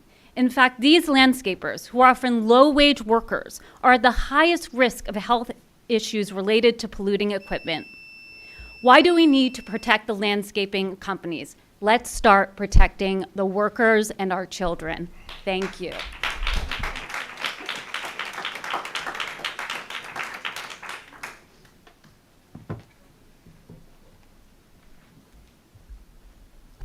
Hi. My name is Zoe Cohen. I live in Ward 2, and I am in 6th grade in Glenfield Middle School, and I'm here tonight to talk about gas-powered leaf blowers. Gas-powered leaf blowers are so incredibly dangerous, it's almost fascinating. Gas-powered leaf blowers create high levels of benzene, fine particle matter, and smog-forming chemicals. These chemicals are known to cause dizziness, headaches, asthma attacks, heart and lung disease, cancer, and dementia. And the people most at danger are the operators using the machines, which, let's be honest, are usually people of color, elderly folks, and especially children. As a young person myself, I've experienced many instances where during school, in class, we either had to close the window or stop our lesson because the gas-powered leaf blowers caused so much noise. There were many times when during school, when the windows were open, everyone in class would start coughing. And one time when this happened, one of my classmates had to be sent to the nurse's office because he had asthma and they were worried that gas would trigger an asthma attack. Children should not have to be sent to the nurse because they are worried about having an asthma attack, about a problem that you won't fix. The solution to this problem is so easy. You have the foundation set up for you on a silver platter. All you need to do is put it together. Now, I know many of you think this is a one-voiced argument, that the group of people who want this banned is the same older group of white people, but it's not. It's not at all. I am proof, and many of my peers are proof. This is a petition that me and my peers put together some time ago to ban gas leaf blowers. And as you'll see here, we have 169 signatures, all from students of all genders, ethnicities, grades, sexualities, cultures, and beliefs. Everyone on that petition cares about this cause. We are students, and because we are younger, these decisions will affect us the most. So please make the right decision.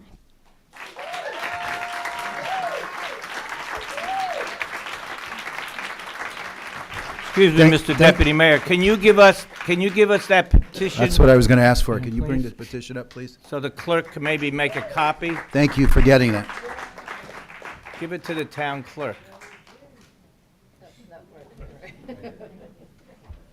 Thank you. Well done.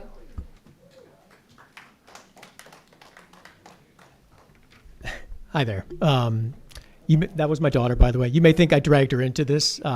It's the exact opposite. We know you did that. We know you did that. Yeah, 2 years ago, she started this, and she pulled me into it. And I couldn't let her down and her ideals down, so I got into it, and I've been here, but she's the one that got me into this. Well, she did a great job. Thank you again.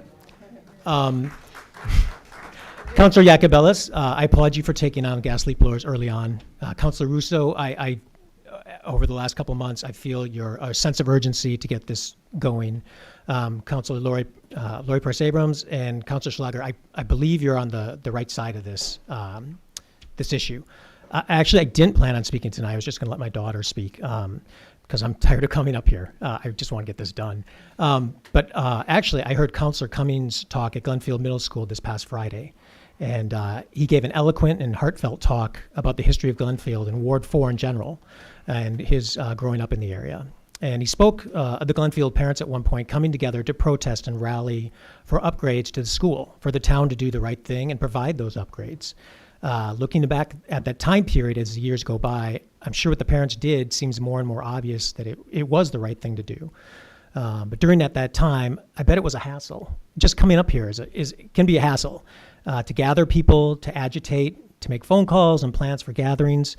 It's a lot of work. It's always a hassle to spend energy to right a wrong that should have been obvious in the first place.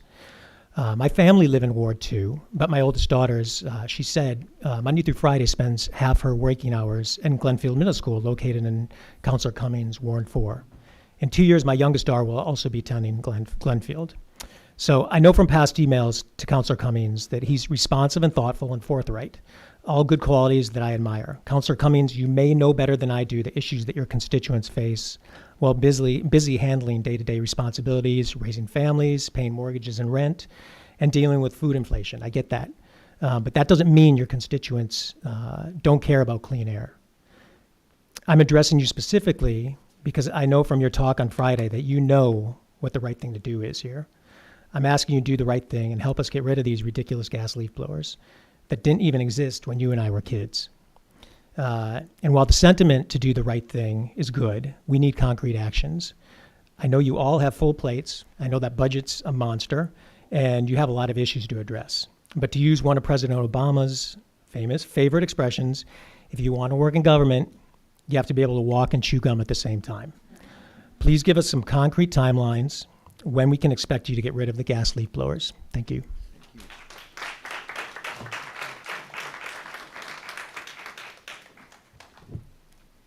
Good evening, Town Council and Town staff. Thank you for your service. And my name is Johanna Coxeter. I live in the 4th Ward. And I want to thank you for taking this on. It was so exciting when that first happened. I know Russo's ready for it now. I know Peter wants to wait. I don't happen to have a contract with my landscaper. I don't know anyone who does, but maybe you know other people, and I would love to talk with you offline about this. Sorry. And just to clarify, it's mostly commercial and usually HOAs, like homeowners association, townhouses, condos, things like that. That's where they're most common. Okay, that makes sense. Thank you for that clarification.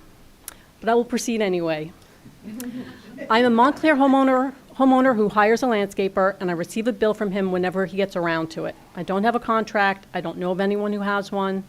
And I don't think anyone in this town who uses a landscaper will budget for 2024 hoping they can still do it, thinking that the use of a dangerous machine is their only hope to get by. Now, I know it's the homeowner's We do not need time to adjust to something that will protect workers' health, our neighbors' health, and the health of our planet. If you're delaying for our sake, please don't. Landscapers will adjust just as they have in Maplewood and Larchmont. We would be happy to help by offering workshops and expertise from landscapers in towns that have already enacted a ban. So stop delaying and act now. Thank you.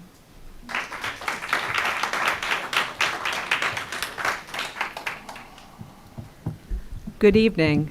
Thanks to everyone here for all of the work you do. I know that you're not in it for the money, so just know that you have a lot of active citizens who appreciate what you're doing. I've been a resident in Montclair, same home in Ward 2, Councilwoman Schlager. My name is Lynn Stansel, and I have only appeared here on a couple of occasions to talk about, guess what? The gas-powered leaf blower. I was one of the original citizens, I think, back in the day that first approached this. I remember Councilman Russo, I remember former Councilman Baskerville, and everyone was very gracious. And unfortunately, at that time, you know, things moved on, and there was a lot. You know, the landscapers couldn't afford to buy new equipment, except, you know, there was always going to be some reason why, you know, now is not the time. But since that time, 20-some years ago, obviously the planet is continuing to hurtle towards destruction unless we take action quickly. I'm pleased that you took some steps. Obviously, spring and fall are the intense times when leaf blowers are actually used. So, you know, while it helps, in some respects, it's a fairly symbolic effort, although, again, you move the needle, you need to finish the job.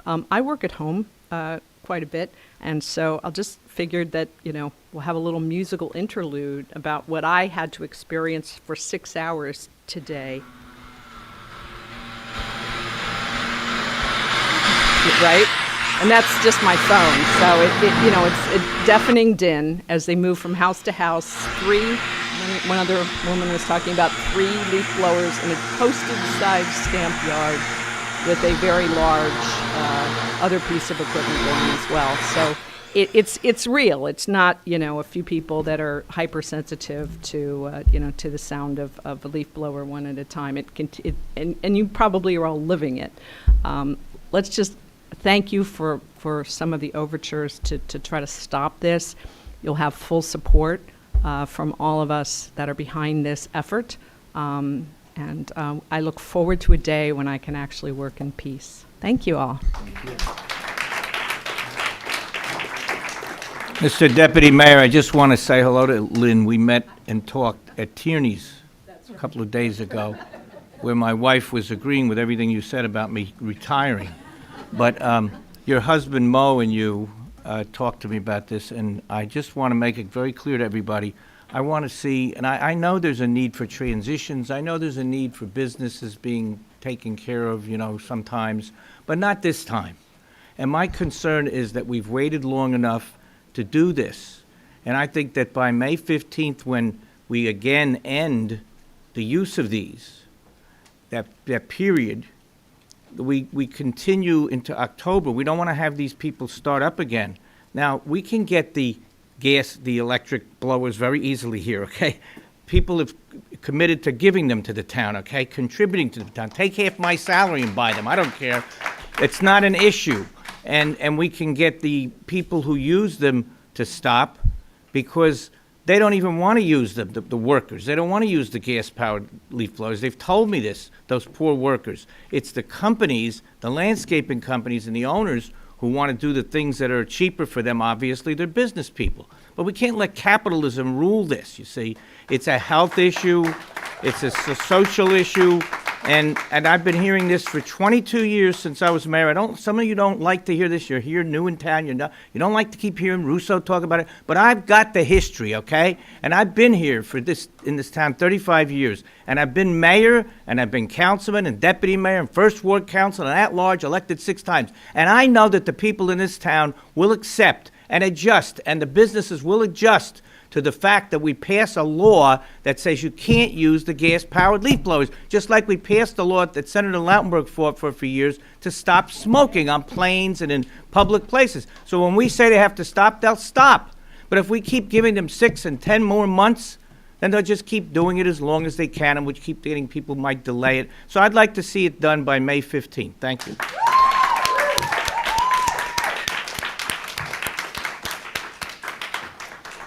By the way, I wanted you all to understand, my wife left not because she wants me to retire. She went home to get the eye drops that I have that are bad. The drugstore gave me bad eye drops, so she's home to get the eye drops to bring back to me with some crackers. So Christina's not leaving me. She just went home, and I can't. My eyes are bothering me. That's why I'm using this. I'm not incapacitated. I'm 75, but I'm still functioning. You know.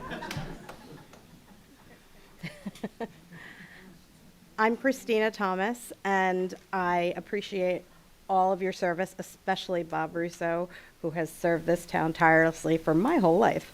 I want to know why there's no final resolution to terminate Mr. Stafford. On November 10th, 2022, our appellate division ruled that 3 months is a floor and a ceiling of the amount that Mr. Stafford could be entitled to be paid after the date of the preliminary resolution under N.J.S.A 40A:9-138. By failing to pass the preliminary resolution until February, you bilked the Montclair taxpayers out of approximately $156,000 to sit at home on paid administrative leave, while you put the rest of the town at risk. Giving him a raise effective January 1st, 2023 was ridiculous. Attempting to pay him more is against the law. Did he ask for a public hearing? Although Caldwell is a borough, the Faulkner Act applies. Rules for removing the borough administrator apply equally to the township manager. The only exception would be if the township manager has a claim for damages.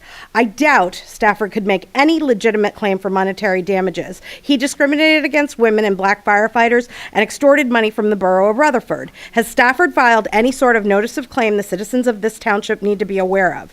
Under NJS 40A:9-139, the council are responsible for hiring a competent township attorney. Blaming all of your failures on bad legal advice is unacceptable. I understand you voted to keep Mr. Burr on for another 60 days. I understand the need for that. I understand Mr. Burr's strong ties to the community and his friendship with Councilman Cummings, but that can't justify the extensive legal exposure and irreparable harm your actions are causing. Mr. Burr inaccurately said Ms. Schlager could be held personally liable if she voted against the shared services contract. No council member can be held legally liable for a vote. Ms. Schlager's vote put Montclair into a terrible, long-term, multi-million-dollar shared services contract. According to what I read in the papers, the councilors and mayor claim Mr. Burr allegedly advised you not to read the reports of Bruce Morgan. Actually, the town council was required and legally obligated not only to read the reports, but to take action based on them. Ignoring our affirmative action officer was unwise, if not illegal. How do you justify forcing the town to spend money on special counsel to prepare a second report if you failed to read the original? You made the town council look guilty and complicit for protecting the good old boy network of white men from Cedar Grove who have free reign to punish and retaliate against Montclair's municipal employees, all of whom happen to be members of legally protected classes. Mr. Morgan, our housing officer, an exemplary and long-serving, highly competent attorney, and Ms. Rao, Montclair CFO, and our former deputy clerk, Juliet Lee, are all examples of competent employees. Didn't our township attorneys tell you that retaliation is illegal? You claimed you relied on the advice of counsel when you chose to certify under penalties of perjury that you were entitled to health insurance. Aren't you aware that on June 24th, 2022, the Attorney General's office announced criminal sanctions against Wildwood elected officials for doing exactly what all of you, or some of our counselors did? I'm going to ask you Insurance to fraud wind is down your very, very comments. You've serious. had 3 minutes. Yes. Everyone else has followed the rules this evening. You are putting our town at serious Thank risk. you. It's against the law. You're an attorney. You know better. And you keep Either telling me lead that. or I'm an lead. attorney, and I'm supposed to know all the laws in the world. I'm an attorney. No, you're supposed to and know I the haven't laws seen that you you're since 2020, leading by this the way, town but you're on. back now after the last council meeting. Welcome back. I hope you're more engaged in Really? town now. This is what you're going to do? You're going to You're going to keep publicly- attacking, ma'am. You're going to keep I'm not- attacking I'm me. not I am attacking not going you. to sit here and listen to it. You had your 3+ minutes. Next. Wow. elected to sit here. Unbelievable. Thanks, Don't Bob. elect Mr. We're Herlock elected to again. sit Thanks, here. Bob. Thanks, Bob. Any other Township comments you people wanna shouldn't make be tonight treated about this me? way. Bill? And you, Thank as you. acting mayor, 3 minutes. We're should gone be 3 minutes. ashamed of yourself. Thank you again for your It's not comments. appropriate. Thank you. It's unbecoming behavior. I'm not going to sit here and have you attack me anymore. Yes, ma'am. I hear you. I Thank hear you. you. I appreciate that. But we got to be like that for everybody, right? We don't want to sit there. You guys are elected officials. Oh, I'm Diane Anglin. Thank you, Diane. I live in the 3rd Ward. I just came from Hill stuff. I was listening to this meeting on YouTube, and it's clear. It's very good. So I just want to let you guys know. Thank you that for letting us know it went down before. Okay, so no, it works good. But I am here to say a couple years ago, we had elections for mayor, and my friend Renee Baskerville was running, and on her ticket was this gentleman, Peter Jacobellis, who that's how I met him.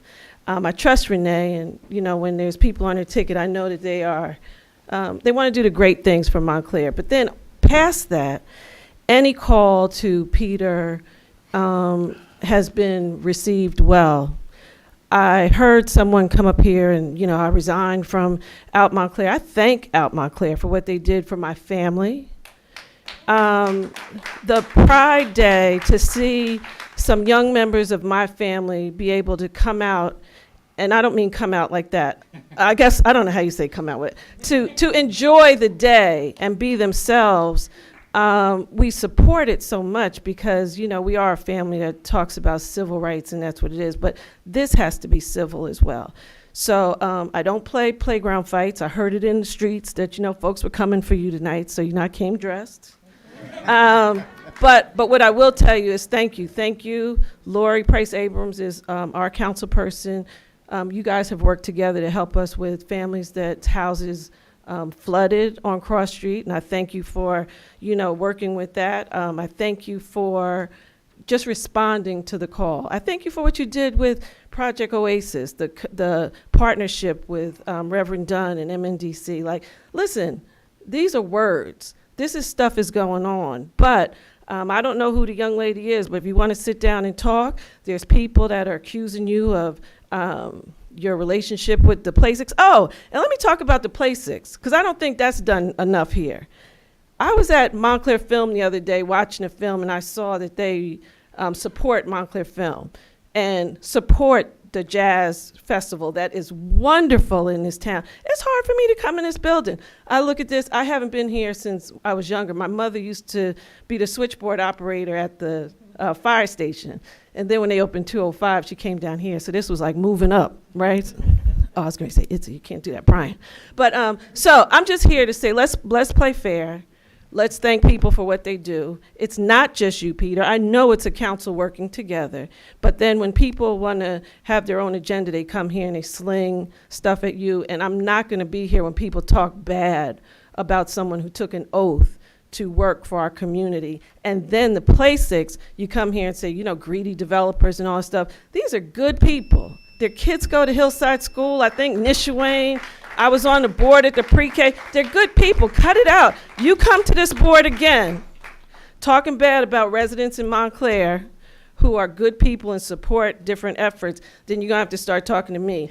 And that goes to a lot of people that live in different wards, and they want to talk about the 4th ward. Let me just tell you, and I'm going to leave. I'm sorry, we got to wrap up because I did it before. I got to do it. The 4th ward is a beautiful ward. Thank you. Big houses. Thank you. Educated people.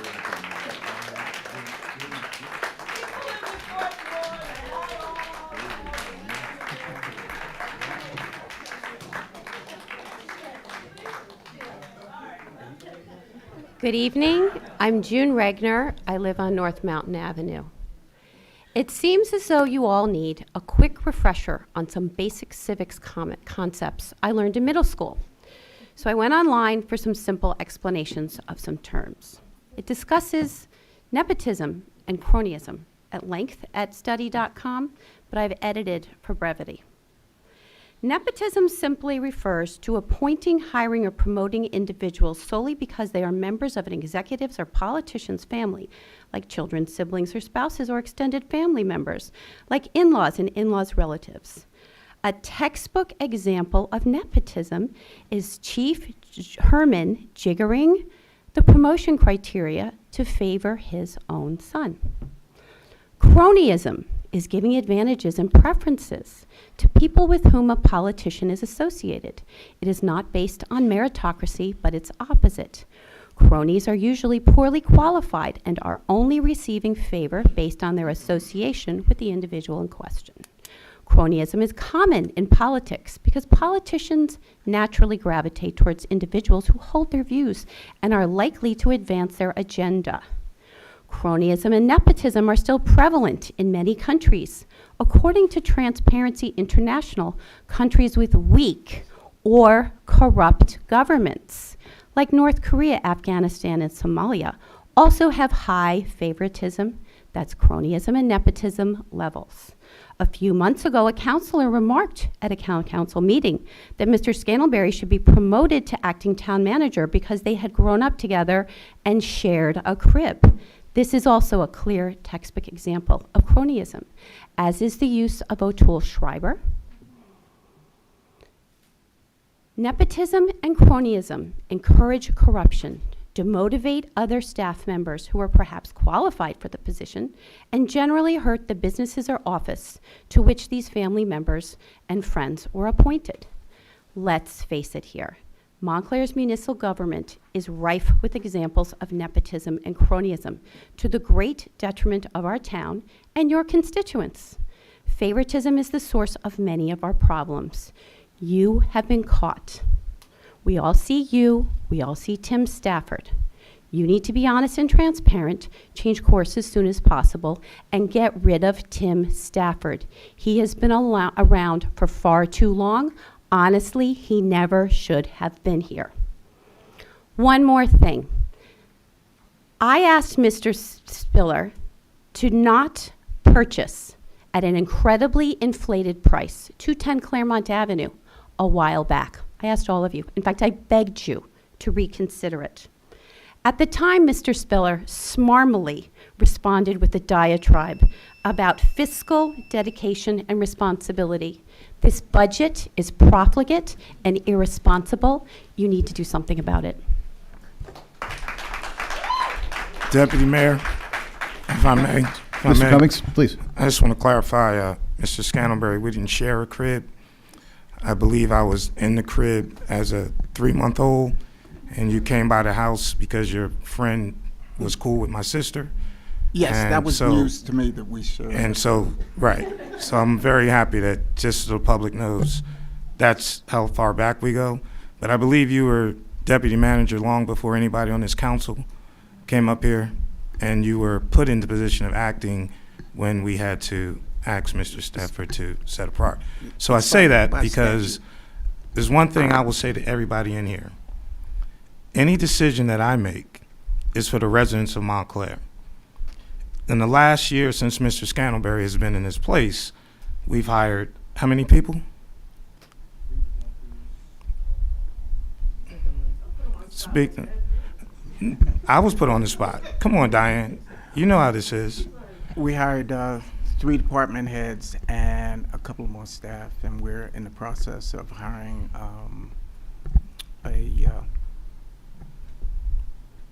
one more person in senior services. I think Right. administrative and the social worker. So you've been doing all the things that people have been asking us to do and are getting it done. Trying. So I challenge anybody on the council to say Mr. Scantlebury hasn't done a job and shown that he's up to it, because as you all have come up here and made your statements to us, we hear you.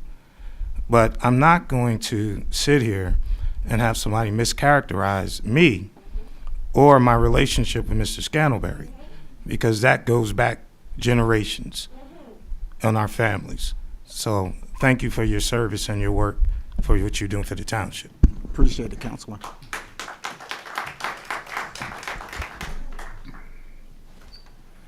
Good evening, Good members evening. of the council. My name is David Corfidge. I live at Tuxedo Road in the 4th Ward. I'd just like to say, first of all, I'm speaking here on individual capacity, not in connection with any group. I'd also like to say, it's not what I came to speak about, but I'd like to say ditto to all the calls to ban the leaf blowers. But I actually came here today to speak in support of the proposed development at Lackawanna Plaza. As many of you know, I'm extremely concerned about the climate crisis, and I believe that approving the development is one concrete and beneficial thing this council can do for the climate crisis. There's two reasons for this. One is that denser infill housing is widely regarded as something that is one of the most effective things that cities can do to address climate change. The IPCC, which is the International Panel of Experts, in the recent report actually highlighted infill housing is one of the most important things that cities can do. A report out of UC Berkeley found that towns like Montclair, infill housing is one of, if not the most effective thing at reducing greenhouse gas emissions. You've actually made a start by increasing density with the ADU ordinance, which is great, but it's not enough, and we need to keep pushing in that direction. Why does denser infill housing help? Partly because those buildings tend to be more energy efficient. Also because they reduce, increase walkability and reduce driving, which brings me to the second point in favor of the proposed Lackawanna development. It has the potential, but when combined with an effective transportation and mobility plan, to help move Montclair away from reliance on cars. Every other proposal for Lackawanna Plaza has had buildings ringed by enormous parking lots, which invite cars and traffic and which are death to pedestrian life. This proposal, in contrast, would line the streets with shops and plazas which invite walkers and could help move Montclair to a city where people can live fine without a car.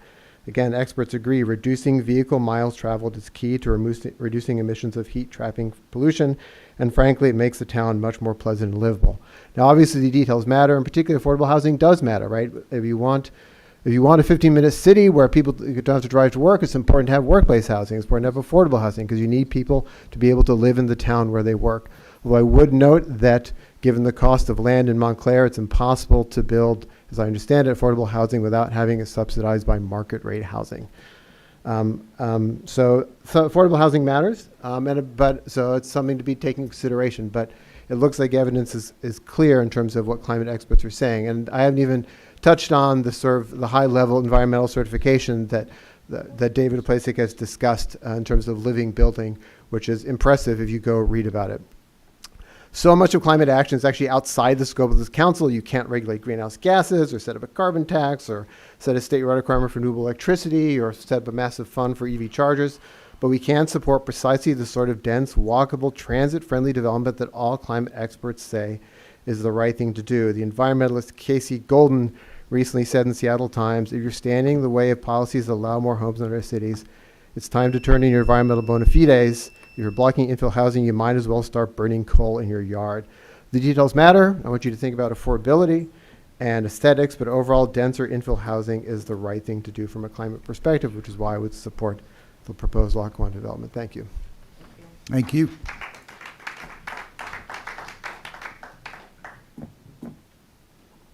Hi, I'm Jen Robleski.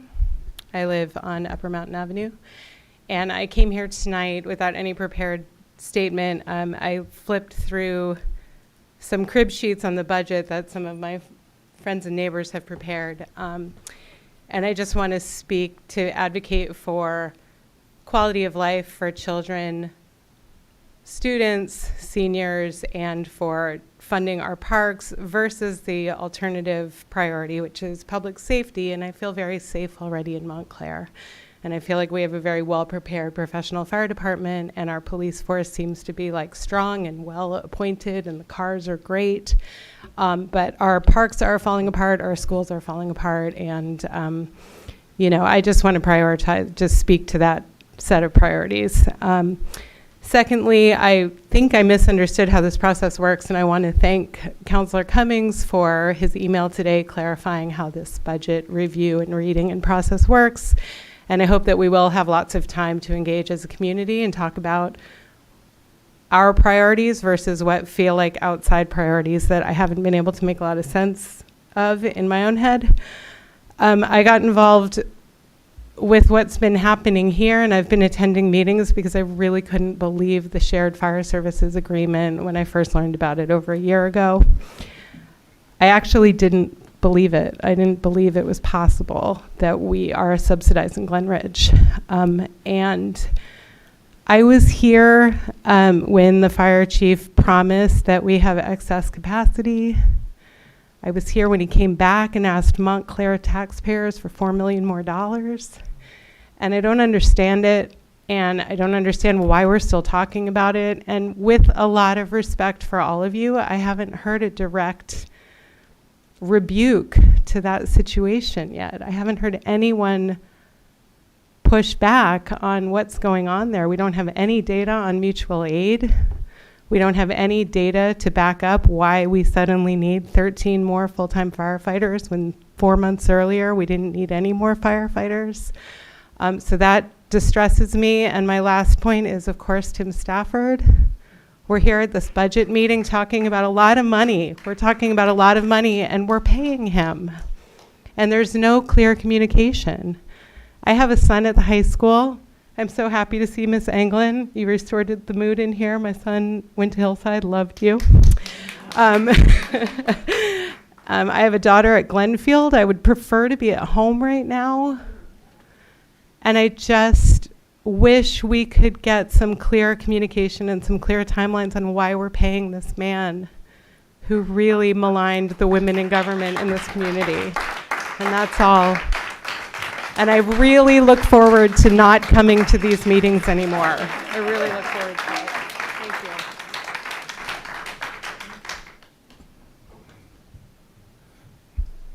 Thank you. Hi, everybody. I'm Eileen Birmingham.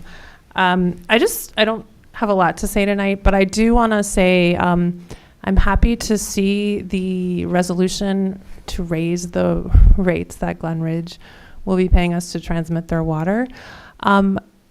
Just so everyone here knows that we've been transmitting water to Glen Ridge since 1928 or 29 because their system was failing and they could not pump water at the right amount of pressure to fight fires or even take a shower.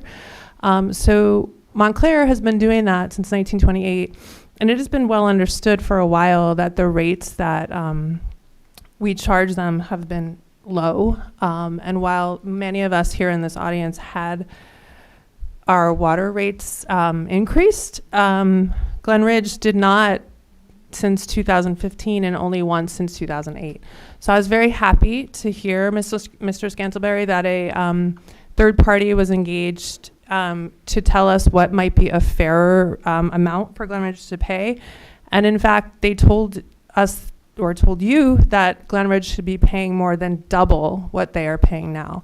So to me, this represents a real need to look at what happened here, because this is several $100,000s of dollars over many years that are lost, that are gone to us here in Montclair. I mean, we hear that there are a lot of needs in our community, and to me, this is a failure of management. I don't know who is ultimately responsible, but I do think we should understand the root cause of why this would happen. Because again, Glen Ridge is not our poor little sibling that we need to take care of. They are one of the wealthiest towns in the country. They have a hospital that pays them $4 million, almost $4 million in tax revenue that we do not see. And we support them. We are the fire department for that hospital. We transmit the water for that hospital. We are the address for that hospital, in fact. We maintain the roads outside that hospital.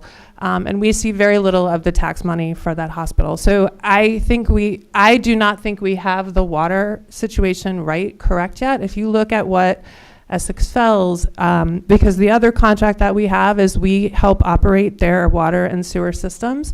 If you look at what tiny towns like Essex Fells, a smaller town, Fairfield, Verona, what they spend on their water and sewer utility compared to what Glen Ridge does, it's not even comparable. They pay a lot more than what Glen Ridge pays, because Glen Ridge is paying us about, $65,000 for us to maintain. We can't even renovate a kitchen or a bathroom for $65,000, and we maintain Glen Ridge's water and sewer systems for that amount of money. And I think, I don't want to go into the fire department because I'm out of time, but I do hope we can really look at that seriously in the future. Thank you. Thank you. Councilman Iacobellis, please. Thank you, Deputy Mayor.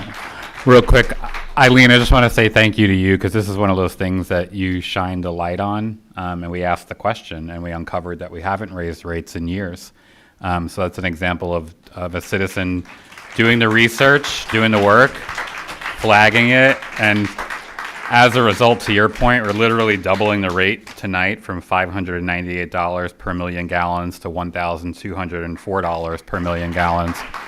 So thank you, because we pump 5 million gallons a day. That's how much we use in Montclair. I don't know how much we pump over to Glen Ridge, but you can assume it's going to be thousands of dollars added to the coffers for the township. And I do think the solution, by the way, is we have a whole bunch of things that come up routinely every year. And I think this should go on the list, the same way we have to renew contracts and whatnot. We should just know that every year we have to look at this. I would say we index it to COLA, but I think we should just look at it annually going forward. Deputy Mayor, I just want to make this point, because everybody forgets things sometimes.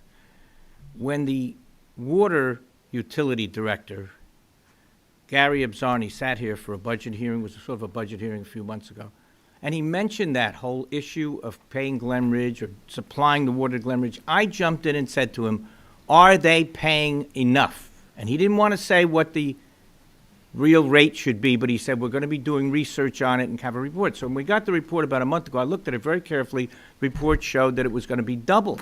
The actual report was made, not just because we want to do it, not just because we don't like that they're not paying enough, but based on a report that was legitimately done by experts, they should be paying more. So we're doubling it. It's not a lot of money, I know, but it's symbolic. And I did ask that question to the Director of Utilities at that time. Not looking for credit. I'm just saying that let's ask these questions of our department leaders. Like, for example, we've got our police chief here, a deputy chief, several police. We've got firefighters. Not everybody's waiting for what? What are we going to do? I'd like to just ask the deputy mayor who's in charge, are we going to have a hearing? Are we going to have a presentation on the budget? If Brian can't stay, you know who could do it? The police chief is second in line to the manager in terms of running the government. And it's also Maja Rao is here, who could actually handle things as the finance director. I'm just trying to find out what we're doing. We've been here 2 hours and 15 minutes. My wife can't get the drops.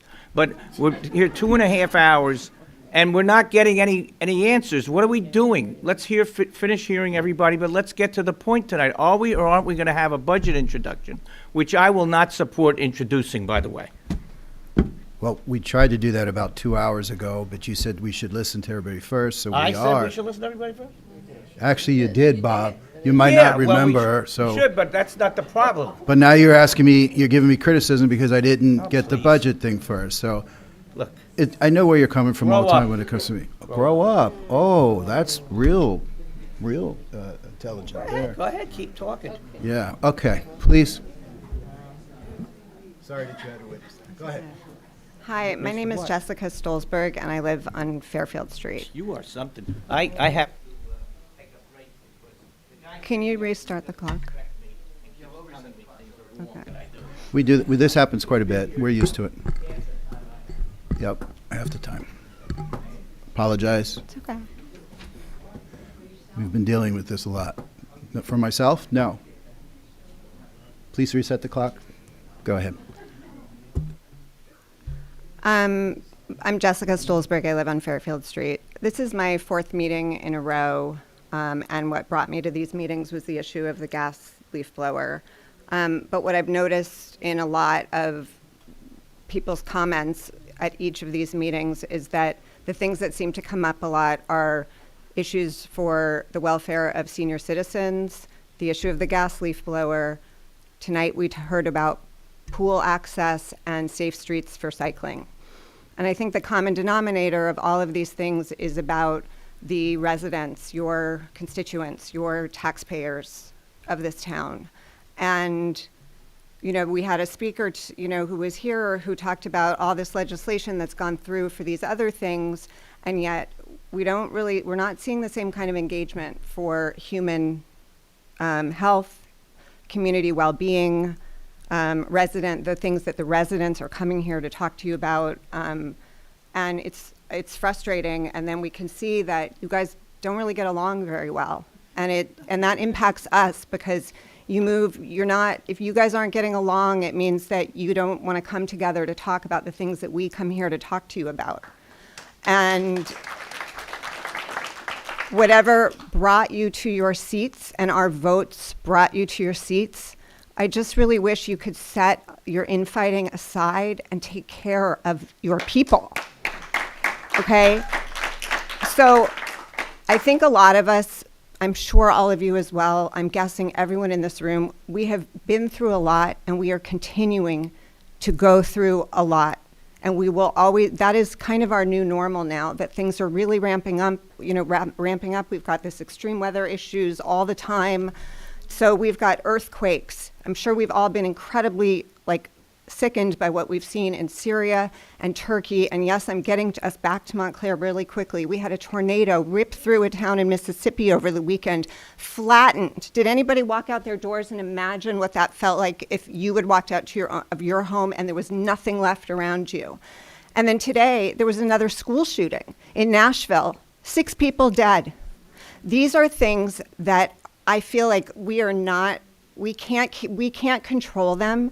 We don't know how we might be affected by them. I never think we could be so lucky that we wouldn't ever be affected by, say, a school shooting here. You just don't even know. We will have extreme weather events here. We know that.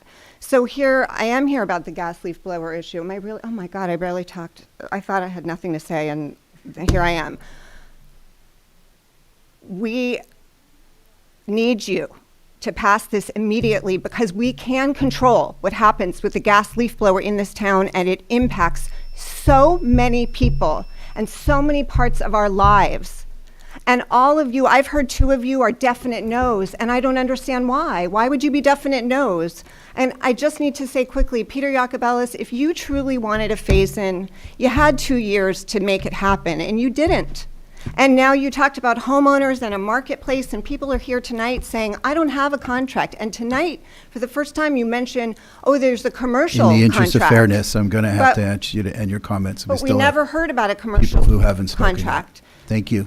So can 3 of you please say that you will do this on May 16th effective? And Peter, maybe you'll say, okay, you're right, we're not going to do a phase-in, but I will vote yes too, and I will be the 4th to vote. everyone who hasn't spoken yet. Ms. Price Abrams, please, Councilor. Yeah, I want to respond in part to Jessica, but to everyone who's spoken on the issue this evening, and to please let you know that 3 of us have met. There's been a draft that we are working on, that we're trying to decide how we may be able to proceed. It's a political process. There's substance and there's politics, and we're trying to figure out what it is that we can get enacted and how quickly, and just understand that since we last met, there has been action, and I just want to be really clear about that. So we will see what we can bring forward to the next meeting or the one after that. I have a draft of an ordinance here with everything that can make We have a draft, but we'll happily receive yours. Please. Right. Would you like to take it, Laura? Actually, give it to the clerk, please. And we will get copies. So we recognize the impact, appreciate the advocacy and the information. Hi, I'm Mariana Horta. I live on Gordonhurst Avenue. I have just a couple questions for clarification so I don't waste your time, okay?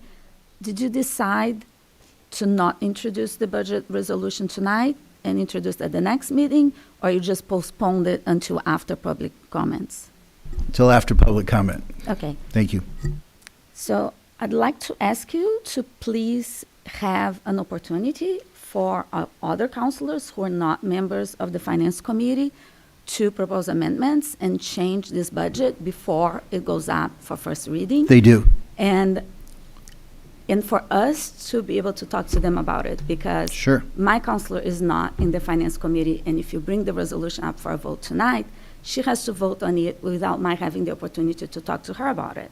And then for her to And just so that we propose an clarify, amendment. and I'm not going to take your time away because I'm talking to you, because I've heard this all night tonight. The Finance Committee does not create the budget. The town manager creates the budget, or in this case, Mr. Scantlebury, our acting town manager.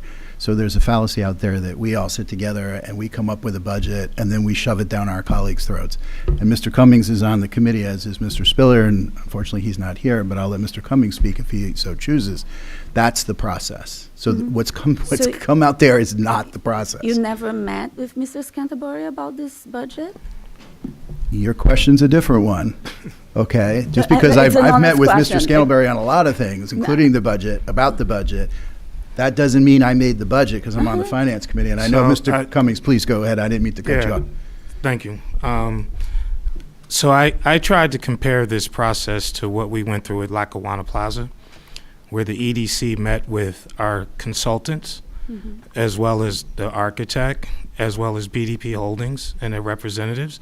And over 5 or 6 months, they drafted the Lackawanna Plaza redevelopment. No one outside of the EDC saw that till it was presented. And then when we saw it was presented, we were able to ask questions, have public comments, and have public meetings. I, in fact, asked for it to be delayed for the fact that the document that they shared was not complete. So in this process, the same thing happened. The manager, our professional consultants, Mr. Beneke, and the CFO met, had finance committee meetings, discussed the budget, put it together, and shared it tonight with all the counselors. And so now the counselors all have an opportunity to review it, go to the public with any questions that they may have, and bring back their thoughts to it to everyone. We're just introducing the budget tonight so that you can see it. And what I will add, we're looking at probably a 1.95% increase in taxes. The 3 years that this council has been together, we've never gone over 2%. I challenge you to find any other state, any other township our size that has been able to do that. And that is the work of Ms. Rao, as well as Mr. Beneke, the manager, and Finance Committee. So this narrative that the Finance Committee is coming up with things and then all of a sudden throwing it out there is not true. We are simply doing the same work that all subcommittees do. They work together, then they bring it to the full body. That's what we've done here. So I think it's, as I forget her last name, anyone who's emailed me about this, I've told them the same thing.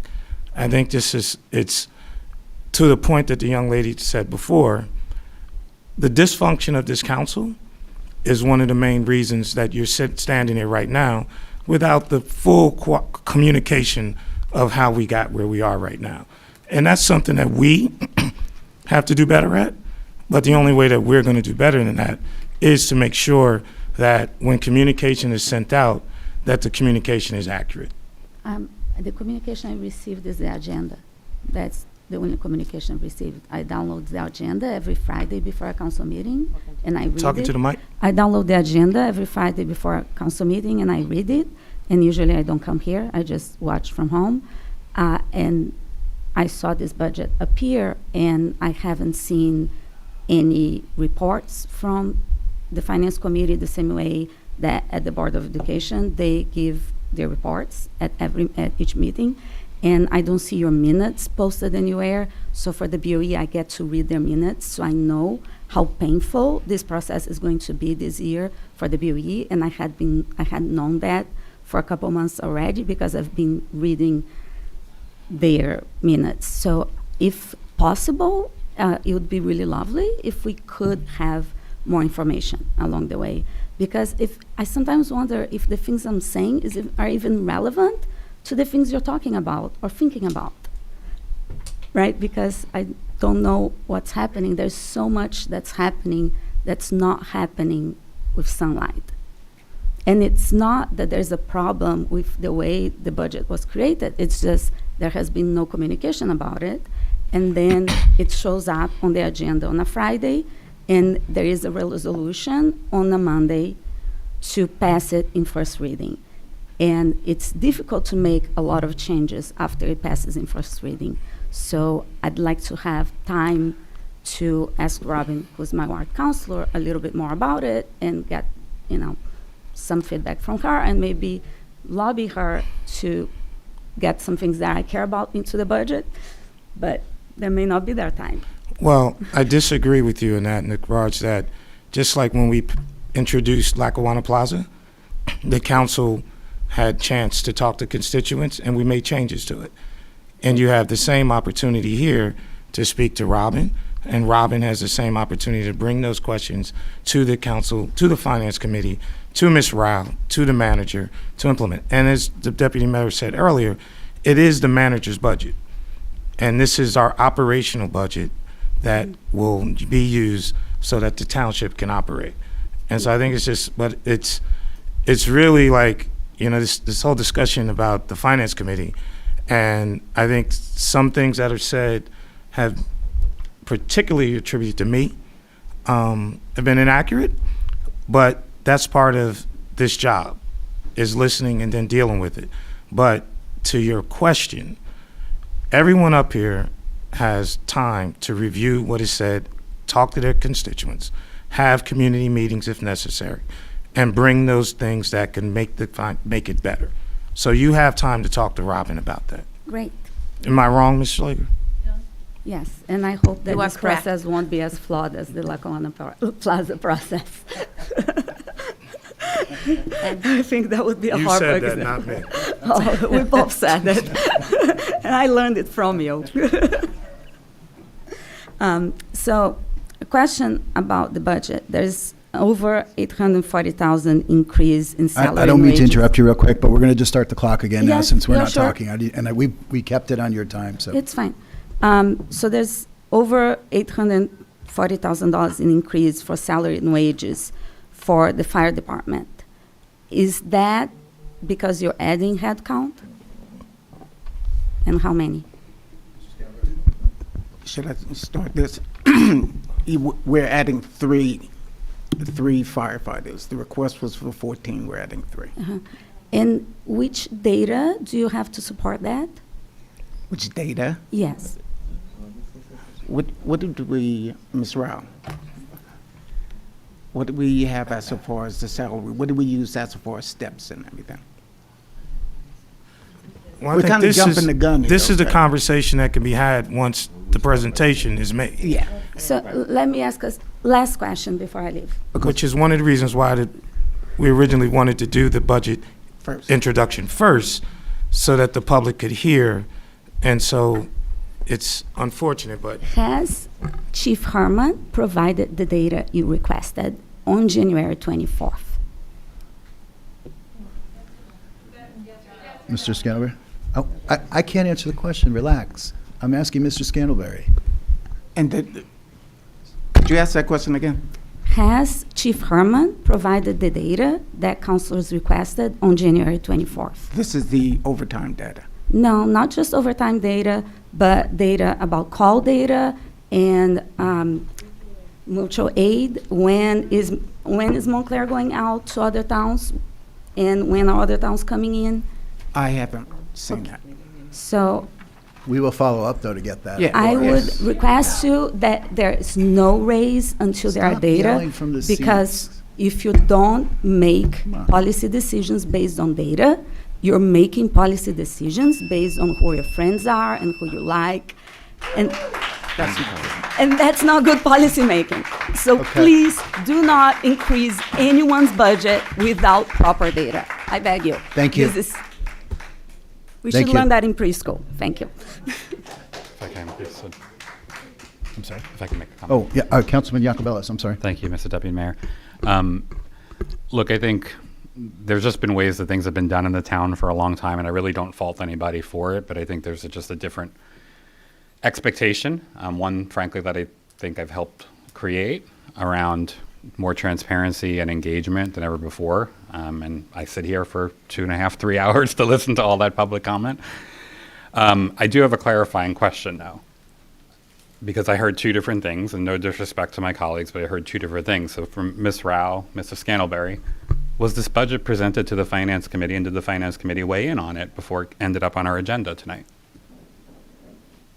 There was periodic conversations with members because it's very difficult to get 3 people in that room. Right. So Ms. Rao, myself, and Mr. Beneke pretty much crafted this, and we periodically send it out. Okay. So I would just ask, because this is my 3rd budget now, and it's the 3rd year that I'm asking all of you, I want to have equal say in the budget process. The people elected me distinctly, just like they elected 3 other representatives. Well, you will be. No, but the same way you just said you talk to a few select members, I want the same phone calls. so I think it's not, I didn't mean to disrupt. No. I'll just finish real quick. Right. I think it's just a different way of doing things. I really don't think it's nefarious intent. I just think it's a different way of doing things. And I know it's worked in the past, but for me, I really think when we're talking about a $100 million general fund budget, I can't vote to introduce a budget that doesn't align with my values. And I mean that just even the introduction of it, because the introduction has benchmarks in it, it has numbers in it.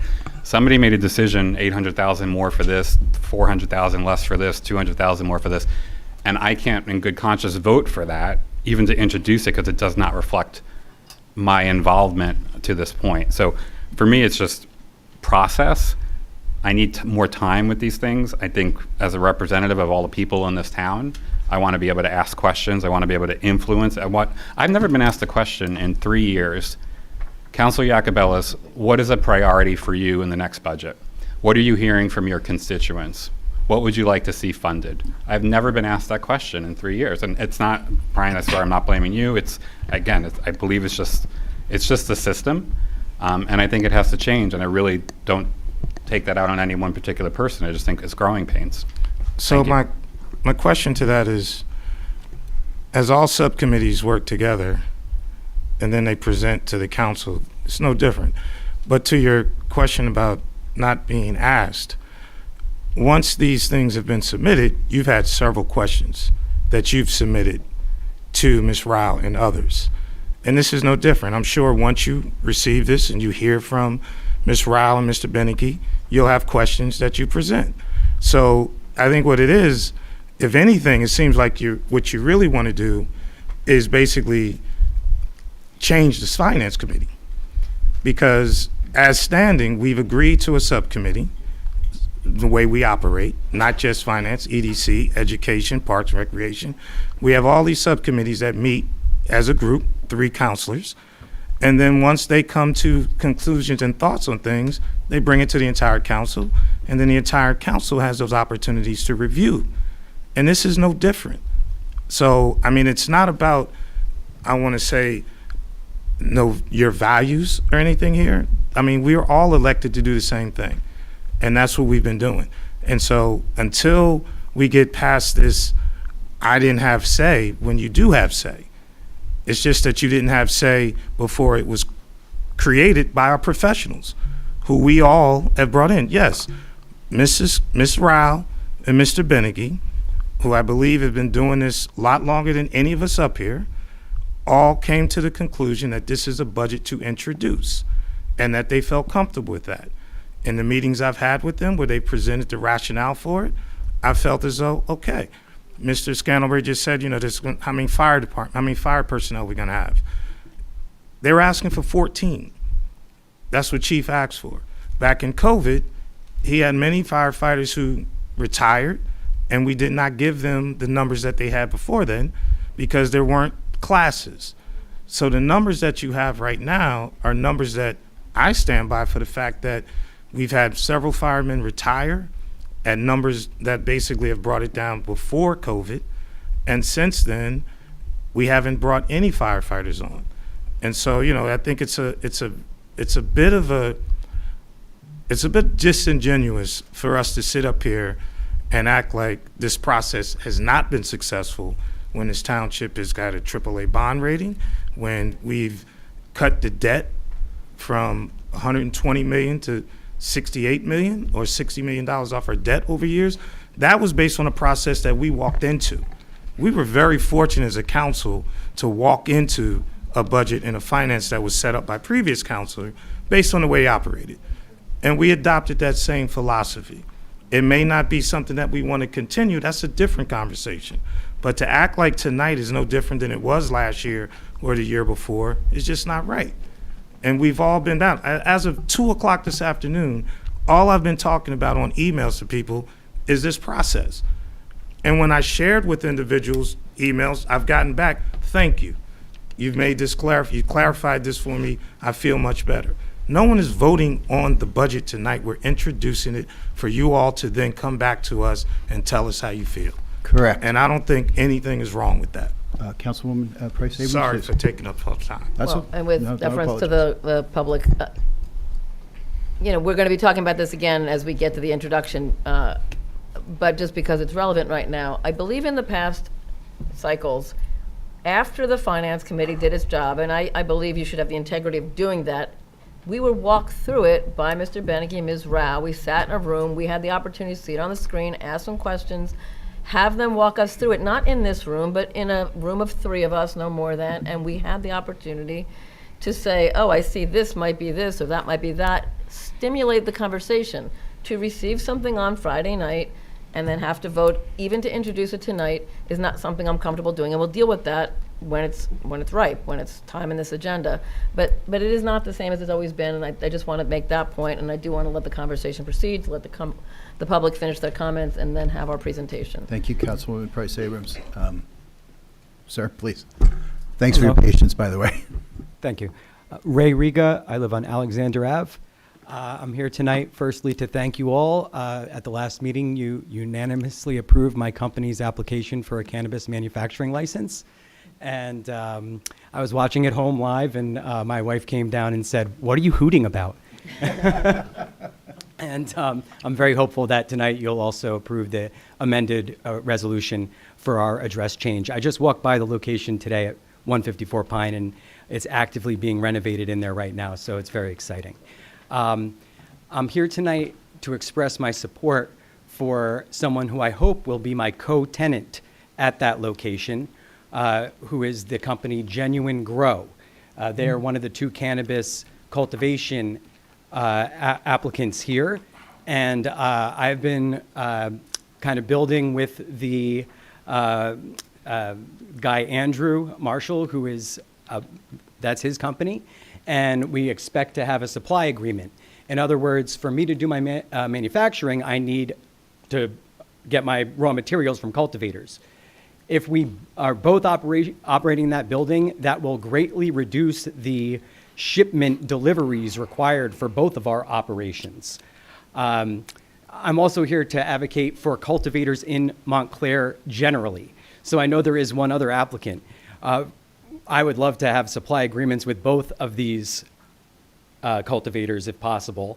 And I think that if you do approve Genuine Grow, it's almost like we're not there in a way, because we're operating in the same building with a supply agreement.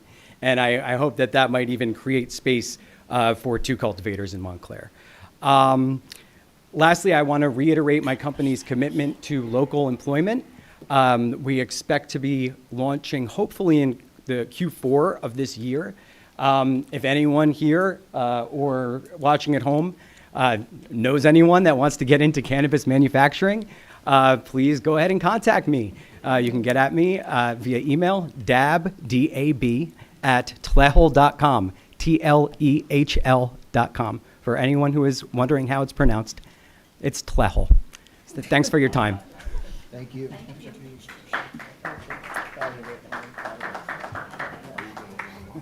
How many, excuse me, Deputy Mayor, Ray,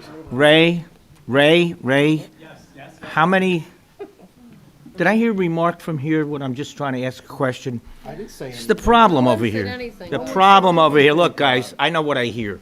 My hearing's pretty good at 75. I just want to ask you, Ray. Sure. It's not just we want you to hire local people, we want you to have union employees, or we want you to be friendly towards unions. Right now at Ascend, the woman has come here twice now, and she's called me several times. I've seen one of There's those, a big problem yes. with security for the 20 or so employees. There's 2 unions there, and they're both not representing the employees enough, she says. Now, our police have tried to figure this out and helped out with it. What I'm concerned about is you're not going to have a lot of people, right? It's not a big... No, it's a micro business, Right. so it's under 10 people. But I will say that I already have a labor peace agreement with UCFW 360. That's all I wanted to know. All right. Good, thank you. That's Thank a you. good union, thank you. Hi, good evening. Good My evening. name's Lonnie Summer Padilla, and I am a resident of Montclair. There's really like one, maybe 2 burning questions I have, so I am willing to just ask those 2 questions and hopefully use the rest of my time to get an answer. So the 2 questions are, has Tim Stafford asked for a public hearing? And if not, why have you not voted to fire him yet? With all due respect to your question, I'm going to refer it to the legal department, Mr. Burr and Ms. DeVito. Can you please answer the questions? Thank you. Well, unfortunately, Deputy Mayor, this matters in litigation or pre-litigation, and so we are unable to comment. It's a personnel matter as well, so we are unable to comment on the status of Mr. Stafford's employment. Can I ask why we can't say anything to the public, that we can't tell the public and press anything? Can't we tell them, like, the man wanted a hearing, then he didn't want a hearing, then he wanted a hearing again, then we postponed it 2 weeks? What's wrong with telling the public that? So I just did it, okay? Lock me up.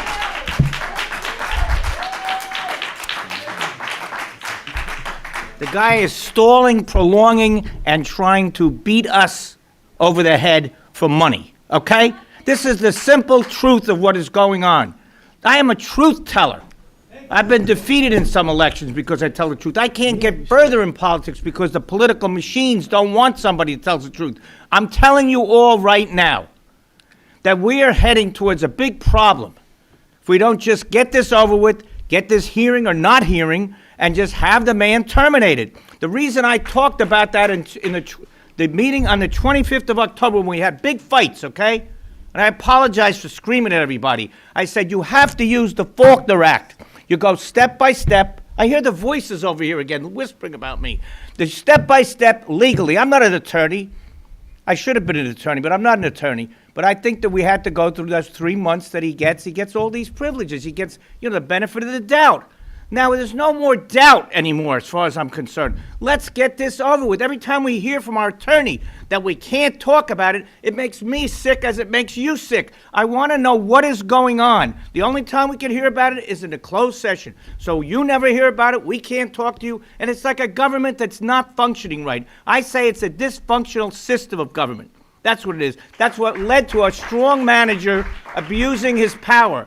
Now, Brian may not be that kind of person, but you could always have a problem in the future. That's why I advocated change in this form of government, so we have a stronger council. Not a stronger mayor, but a stronger council. Thank you. Seeing no one else had public comment, I'm going to close public comment and move on with the agenda. The next item is the introduction of the 2023 municipal budget. Mr. Scantlebury, I'm going to turn that over to you. Thank you for your patience. Mr. Fan, do you need time to set up before we look at that? A couple minutes? We'll be on break then for 5 minutes. What date? I think it's May 16th. Was the date of that meeting.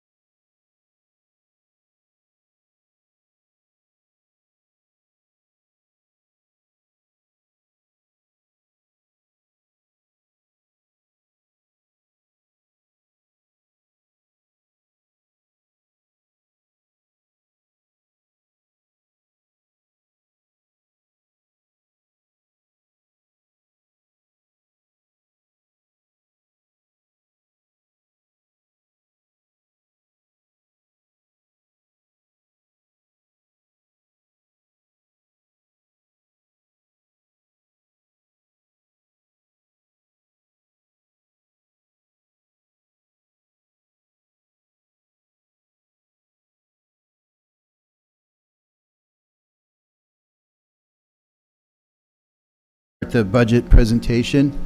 Right. Mr. Scantlebury, I'm going to kick it over to you. I know Councilor Cummings is coming back, but he said go ahead and start, so thank you. Sounds good. The 2023 budget was crafted with the fiscal discipline that we've been exercising over the last 8 years or so.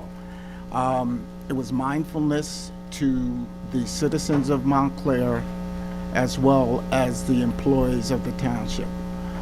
We tried to look at the budget in 360-degree way, so as, can you see it?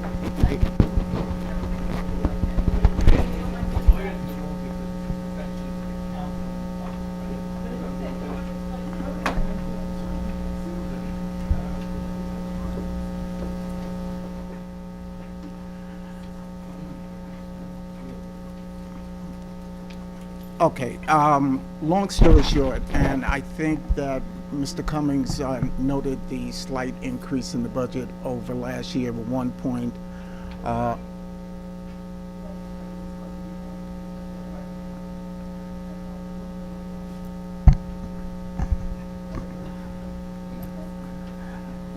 The slight increase of 1.95 was almost a miracle in this inflationary environment. Because I'm not feeling that great, I'm going to kick this over to Ms. Rao, and who's our CFO, and we have Mr. Bob Bernstein, I assume, on Zoom. Okay, and Mr. Bernstein is our financial advisor, and they will both walk you through the presentation. Thank you, Mr. Scantlebury. I hope you feel better. Ms. Rao, please go ahead and take over. Thank you.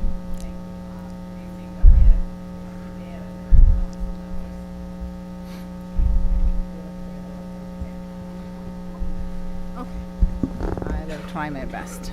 Can you hear me now?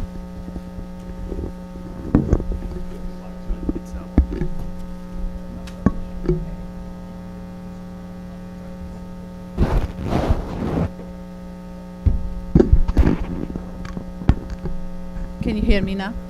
Okay, good. Good evening, Deputy Mayor, and good evening, council members.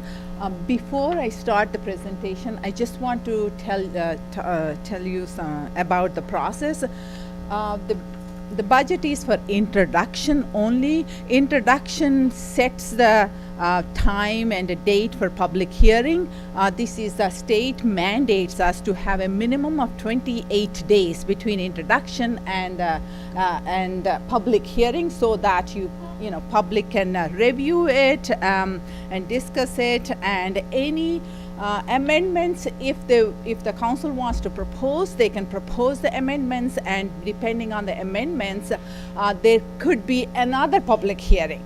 So it is not set in stone. It is just an introduction, so it opens up the budget for people to review it. That is the purpose of the introduction. Again, 28 days minimum. April 25th is the scheduled public hearing. Again, during the public hearing, people can express all their opinions, and if again any amendments, if the council wants to propose, they can propose, and again there can be a different date set for public hearing on the amendments. That said, and I also heard some questions about the COLA ordinance, the ordinance to increase by 3.5% of the budget. That's I actually would like Mr. Bernstein, our financial advisor, who is on the screen somewhere. He will explain to you what that COLA ordinance is. And before he explains, I want to say one thing. Even the years where we had zero tax increase, we had the COLA ordinance. It is to set us to expand the budget if necessary in the future years. That said, I will ask Mr. Bernstein to explain the COLA ordinance, and then I can go to the budget. Thank you. Councilor. Can you hear me and see me? Is that okay? Is my voice coming through? Yes. Okay. Thank you. Thank you for having me, Deputy Mayor and Council. It's good to be here. Sorry I couldn't be there in person tonight. I had actually a couple of other conflicts In any event, the cost of living adjustment ordinance is an adjustment to the budget cap to allow 1% relief on the budget cap if it's necessary in the future, so that we can use a cap bank in the future. And as Ms. Rao indicated, it gives us flexibility. The budget structure is based upon two caps. The appropriation cap, which means that we can only increase our budget in what's called the inside the cap appropriations, mostly discretionary items, but not all, but approximately 3.5%, which is the index amount.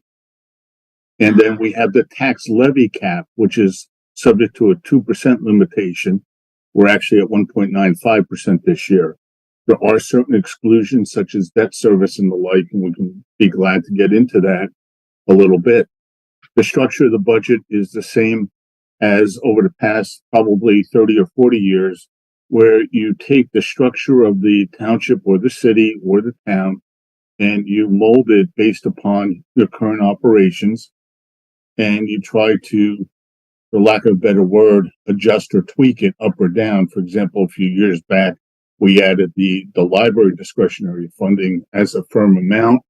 The library board of trustees member, I believe, spoke before and reiterated that point. However, the library is excluded from those caps. The state did that for a reason, and the reason is that the tax levy for library purposes is set by statute and not by the governing body.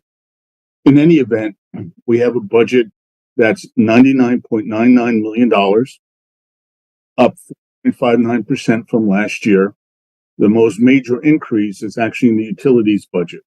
The utilities budget is increasing by over 20%, and that 20% is due to gasoline, electricity, and the like, or classic utilities, and we're trying to keep up with that pace. And then landfill fees and the like for garbage collection is increasing by another 10%. Our non-discretionary items come in at just over $60 million. Those are the inarguable non-discretionary items, are about $60 million. And the list includes things like debt service, which is pegged at approximately $19 million between school and municipal. The reserve for unpaid taxes, which is largely paid to the schools. The library, as we indicated previously, grants your invoices for pensions, your invoices for medical insurance, and your invoices for liability insurance. That bucket or basket adds up to approximately $60 million. That includes, by the way, landfill fees. The inarguable non-discretionary items include utilities, and it includes some basic costs such as fire S&W and police S&W, or salaries and wages as well. With respect to the fire department, we had a employee count of approximately 89 going back to year 2019 and 2020. Today, the count is approximately 79 after, as Mr. Scantlebury indicated, we add back 3 firefighters. Those 3 firefighters will be assigned to 3 individual groups in the fire organization chart. With respect to the issue of Glen Ridge, I haven't been very involved with that, but the whole point there is that going back to 2019, 2020, we anticipated a possible fall off of that money, and therefore the cutbacks ensued. As retirements occurred, we actually didn't replace employees. If we were at the 89 staffing level, give or take, without any gotchas or any, fine lines and details, we would be adding well over $2 million to that fire department budget today. With respect to the overtime budget in 2019 for the fire was approximately $650,000. We spent approximately $450,000. And that held true through 2020. And today we're up to approximately $1.25 million. And hence the need for the 3 firefighters to be added back to those individual groups. We do have a PowerPoint. We do have a PowerPoint for you. Go ahead, I'm sorry. We can mute it. I'm sorry, I don't I have a lot of questions. I just don't want us to be here till 1 o'clock in the morning, which is why I'm not going to support moving forward with this tonight. But I do have one question on the fire piece. $892,000 increase. How much of that is the 3 full-time firefighters? And then what would the balance be for after the 3 firefighters? I can answer that. This is the 3 firefighters plus the contractual increases for the firefighters. So it's 3 new FTEs, Yes. sorry, full-time employees, plus the annual increases. Contractual increases, yes. Okay, and that explains the full 892. Yes. Okay, thank you. No overtime is included in that? It is included in that, yes. Okay, so that's, Overtime is also included in that. so I'm gonna send you an email this week with like all of my questions, I guess, to get these things back. I would just like that breakdown. 892 is how much is full-time new employees, how much is the annual increase, how much is overtime. That's just one example. That's part of my frustration with tonight is I can't stop you guys every department and ask all the questions I want to ask and get all the answers that I need in order to move forward with the process. But thank you. So I want to clarify as this presentation goes, because right now, Mr. Bennigan, we have you on screen. Well, are we supposed to be looking at a document? Yeah, I was going to go through the document, yes. Okay, I mean, it's just very hard to sort of follow, in the spoken word that you're using numbers, and I know that my colleague just asked the question. So I'm scribbling a few notes, but clearly, we need a different kind of presentation, and that's really, so maybe we just allow you to finish, Mr. Bennigan, with what he wanted to say as the overview, but then I think getting to the thing we can look at might just help us use 2 senses at the same time. It's just a little bit hard to follow. Sure. We do have a PowerPoint. If Yeah. I'm on the screen, I can put the PowerPoint into the screen if you'd like.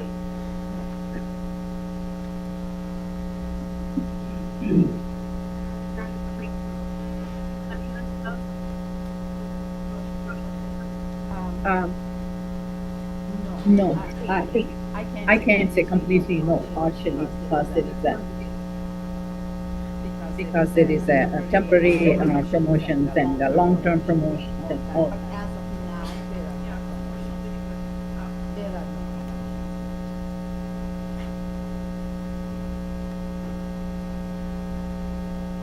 Can you see the screen?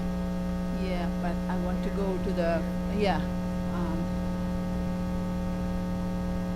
Is there a way I can control it to the slide by slide?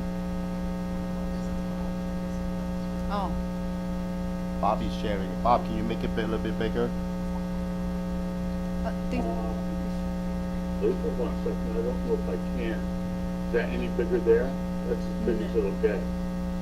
It's on a big screen here. That's as big as it'll get. yeah, I think this is okay. And Bob, can you go to the next slide? This one? Yeah, the second one. As I know you already spoke about the total size of the budget. It is $99,990,464, and the local purpose tax levy. Okay. The local purpose tax levy is $59,144,712. This is basically we are increasing the tax levy by 1.95%. This is like $100.04 for an average property of $633,600. That is the average property in our town. So that property of $633,600 what gets $100 increase as a result of the proposed budget. Again, like all the years we have been doing, we are minimizing the use of revenues. We are very responsibly maintaining a certain level of reserves so that there will be no peaks all the time, and the budget rate increases, whatever the situation may be. And we recently, you all know that we have American Rescue Plan funds. We got $2,018,000 in 2021, which we used for to help with the 2022 budget. And in 2022, we got the second tranche, the same amount, $2,018,000 that we are using this year in the budget, so that the effect on the taxpayer is lessened. So that helped a lot, and we also had some increased state funding, municipal relief fund that the state recently released. That helped a little bit too. We are, in this budget, as we already has been doing for many years now, we are again focusing on the debt reduction, and the reason being that instead of spending a lot of taxpayer dollars on interest payments, we want to spend that money on infrastructure upgrades and other needed services. So that's the reason why we want to reduce it. We continue to reduce the taxes. Excuse me a second, Maja. Sorry. Excuse me, Maja. Sorry to interrupt. Jacobellis, go ahead. Thank you, Mr. Deputy Mayor. Just given the late hour, we've been here for over 3 hours, and we have an entire agenda to still get through for tonight. Okay, I can rush it up. No. I want to respect that you need time and you need our attention. And to the point that I made earlier, I need time to prepare questions. I don't think this is a valuable exercise tonight, given the late hour. I'm going to suggest that we table this until the next meeting. And we do have a resolution to put forward. It's a resolution extending the adoption of the 2023 budget and increasing the temporary budget appropriations as necessary. It's something that Councilor Russo had asked for earlier today that we had developed. And the intention here is, because there are statutory deadlines for the state requires that local governments pass a resolution extending the deadline for when a budget would be passed by the end of March, in case we may not pass the budget by the end of April. I know that most municipalities in New Jersey do not follow the schedule and do pass budgets much later in the year. So I'm simply asking that we table this until the next meeting. So I'm going to go ahead and make a motion, introduce this resolution, which will need to be numbered later by the clerk. But it's a resolution extending adoption of the 2023 budget and increasing the temporary budget appropriations as necessary. I'm going to ask Mr. Burr if he can come back up so you can speak to this. But first I'll ask if I have a second for the resolution. You're not extending the date of adoption of anything, because the adoption date is going to be April 25th or thereafter, as Ms. Rao explained. That resolution is nunc-pro-tunc. It's basically irrelevant. The thing that you need to do is either you can introduce the budget the next meeting or whenever. That's fine. What you need to do is go back to the original temporary budget, which indicates that the introduced budget then becomes that new temporary budget, which trumps any resolution that may be put forward by the governing body. So your resolution of introduction then extends the temporary budget out legally. And again, it's the structure of last year's budget, and it provides for the expenditures that are already cemented in last year's budget.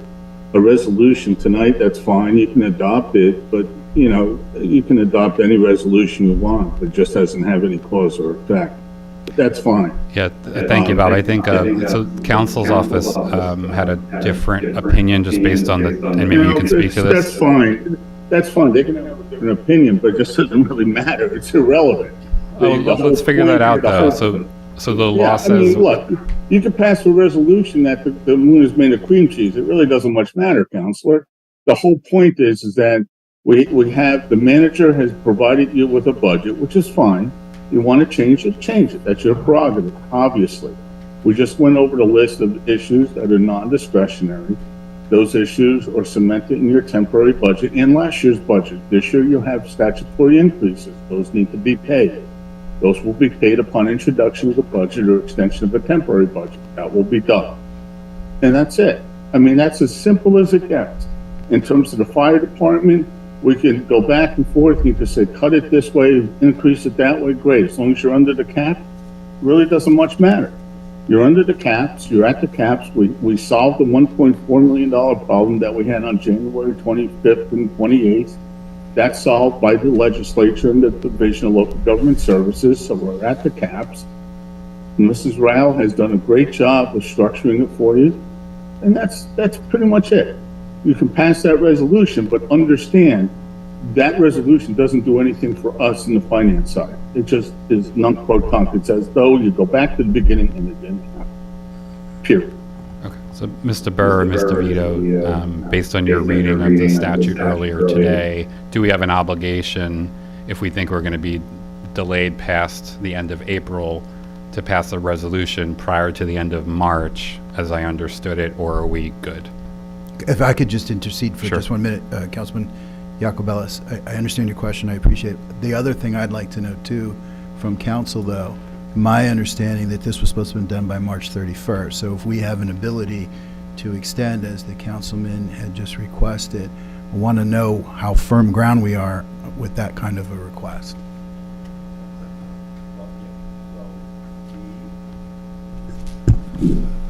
So the budget law has the director of the local government services setting budget dates, budgetary or statutory dates, and she's revised them as of December 15, 2022. So with regard to the introduction of the municipal budget, March 31st is the deadline. And it's my opinion that that's a hard deadline, that the township should introduce prior to that date. There is a reading of it that where there's a possibility that if you didn't have a meeting in the month of March, that you might be able to go beyond that at the first regularly scheduled meeting after March 31st. But we feel that because this meeting is occurring 4 days before the deadline, that the budget should be introduced. And as we stated over and over tonight, it's the manager's budget that's being introduced, and the council then has an opportunity to review it, discuss it. The constituents have an opportunity to review it, and then come to a public meeting, which is the adoption date, which is set by the director of the Local Government Services Board for April 28th. We believe that the law permits the governing body to pass a resolution before the end of this month, before March 31st, that extends that adoption date, so that there's more time for the review of the budget. And that's contained in the local finance notice 2022-22, where it says governing bodies may, by resolution, adopt no later than March 31st, 2023, extend the adoption date of the 2023 budget and increase temporary budget appropriations as may be necessary due to the extension. So it appears that the governing body could pass a resolution tonight that extends the adoption date, but it's my opinion that the introduction has to occur.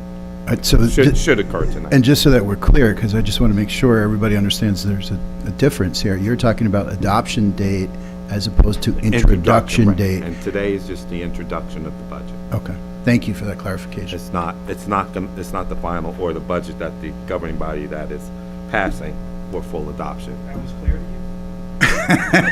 Was lawyer speak, I'm sorry, I don't want to get criticized again. You have a question, Mr. Real quick though, Councilman Mr. Burr, if I could, just to follow up on that then, what are the sanctions or penalties, or, what could happen to us if we don't do this on time? That's what I'm concerned about. Well, if it's not done timely, there's a possibility that members of the governing body could face a $25 per day penalty for each day that the budget is not adopted or not introduced, but that would be willful failure, or refuse to comply with a final order of the director. So there'd have to be a final order from the director stating that the municipality needed to, or the governing body needed to introduce or adopt the budget, and then if it continued after the deadline set by the director, then there would be a potential penalty of $25 per day for willful failure. Is that $25 for each of us? For each member, yeah. Oh, gee, that doesn't add up too bad. Okay, Per- here's per- the per- question. Per member. Yeah, I always knew that the introduction should be tonight, and I've always argued with people about it. It's just an introduction. What most of us are angry about, Mr. Burr, is that an introduction is occurring on Monday rather than even Tuesday, 3 days after we got the material about the budget, which doesn't even include a lot of details, more details that we want. So none of us have really had it. I didn't have it. First thing I looked at is I turned to the page that had health and human services, and I found $50,000 more in it for social work hiring. So I was happy. That's the first thing I looked at. I found that, and I was happy. But then I did see the $100,000 somebody brought out about the manager, and I tried to explain to people who called me and said, that wasn't for the manager's salary. That's just an increase in the manager's overall budget. We don't know what that's for, but these are the things we haven't had enough time to absorb. See, this is why I wanted to table this, and as Councilor Iacobello said, I discussed that we should have a new committee called the Budget Review Committee, which would be made up of Iacobellis, Lori Price Abrams, and Councilor Schlager. I don't have to be on it.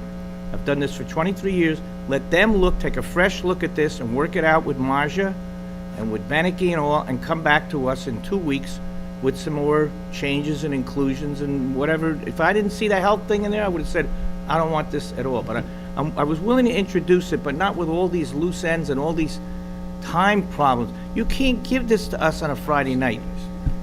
You can't give this to us on a Friday night and expect us to have everything, decided. He has questions, I have questions. I just can't vote to do that. I mean, if I'm going to be fined Counselor- $25 for a week or two, fine. Counselor, I'm sorry, Mr. Deputy Mayor, can I go for a second? Please, Mr. Iacobello. Thank you. Go right ahead. Thank you, sir. And then Councilwoman Schlager. So what I'd like to do, compromise, folks. I think we can compromise. I think there's a fair way to do this after hearing from Mr. Beneke, after hearing from council, after talking to all of my colleagues, frankly, today. I think what we should do is we should introduce the budget tonight. I think we should also extend the time period to May 16th, which is the date of our May meeting. And I would like for us to reschedule this presentation to the next meeting so that we can be doing this with fresher eyes and perspectives. And in the time between now and then, have a committee meeting of myself, Councilor Schlager, and Councilor Price Abrams to review all of that. So that's a lot, and I'll have to be guided on how to actually make those. I'll second every one of Okay. those. You had 3 of them in there, 4 maybe, Everybody and you got a agrees. second. So I guess the motions here would be to introduce Ordinance O-23-11. Can I just make one point before we do that? Yes. Go ahead, Councilwoman I would Schlager. also like to, thank you. I'd also like to point out that the week of April 3rd is spring break for Montclair Public Schools. It's also Passover for three of those days. So besides of many families perhaps are on vacation or they're home with their families that week, meeting that week is very difficult for our constituents, including Ms. Horda, who I speak to regularly, who I know who has a child in the Montclair Public Schools, and it's also Passover. So we lose a whole week just off the bat. So to extend it, even, the 16th would be fine, or even past that would be best. We'll start with the 16th and we can see if we can get it done. Well, if we set it for the Councilor 16th. Iacobello is compromised. Introduce the budget tonight. That solves your temporary budget issue. Set the public hearing for your official meeting in May. On April 25th, pass Easter, Passover, into 2 spring breaks, because a lot of schools do have spring break the week after Easter, Passover, and it's also Orthodox Easter that following week. So have a full-blown meeting, if you will, on April 25th, but have the budget hearing and the adoption scheduled for May, your May regular meeting. Introduce it tonight. That solves your problem with timing. It solves the problem that Mr. Burr brought up. It solves my problem and Ms. Rao's problem of not having some resolution with absolute substance to it. And then if you want to make adjustments like you've done in the past with the library, and you've made some other adjustments in the past, you can do that. And it's a fair adjustment, and it's a fair compromise. and we'll come back and we'll talk about it and decide what you want to do. I think that's fair. I think Mr. Iacobellis' suggestion's a good one. Thank you, Mr. Beneke. I appreciate that. Somebody just helped me with the process. Wise would have to go first, I think. Does everybody agree to the plan that I laid out? I know we're in the middle of a We'll get you, motion. Councilwoman Price Abrams. I know you wanted to say something real quick after Councilwoman Schlager, so go ahead. And then Thank you. Mr. Iacobellis will come back to you, and I'll keep juggling. I do want to just understand I'm not sure I understood Mr. Beneke's comment. What I think we're doing, just to be clear for myself and others perhaps, we will introduce the budget tonight as was meant to be done, although several of us had our concerns. Based on that, we're going to also do the resolution to extend the date by which the budget will be adopted to May 16th. I wasn't clear what Mr. Beneke said was potentially going to happen on April 25th. If I may, you can just change the date of the public hearing on the resolution. You don't need to extend it, and you don't need to pass another resolution. Just in the original resolution, you can change the date of the public hearing. Okay, and thank you. And in the meantime, again, bearing in mind holidays, the subcommittee of us will meet with the finance professionals and be able to ask the questions representing Councilor Russo as well. Thank you. Exactly right.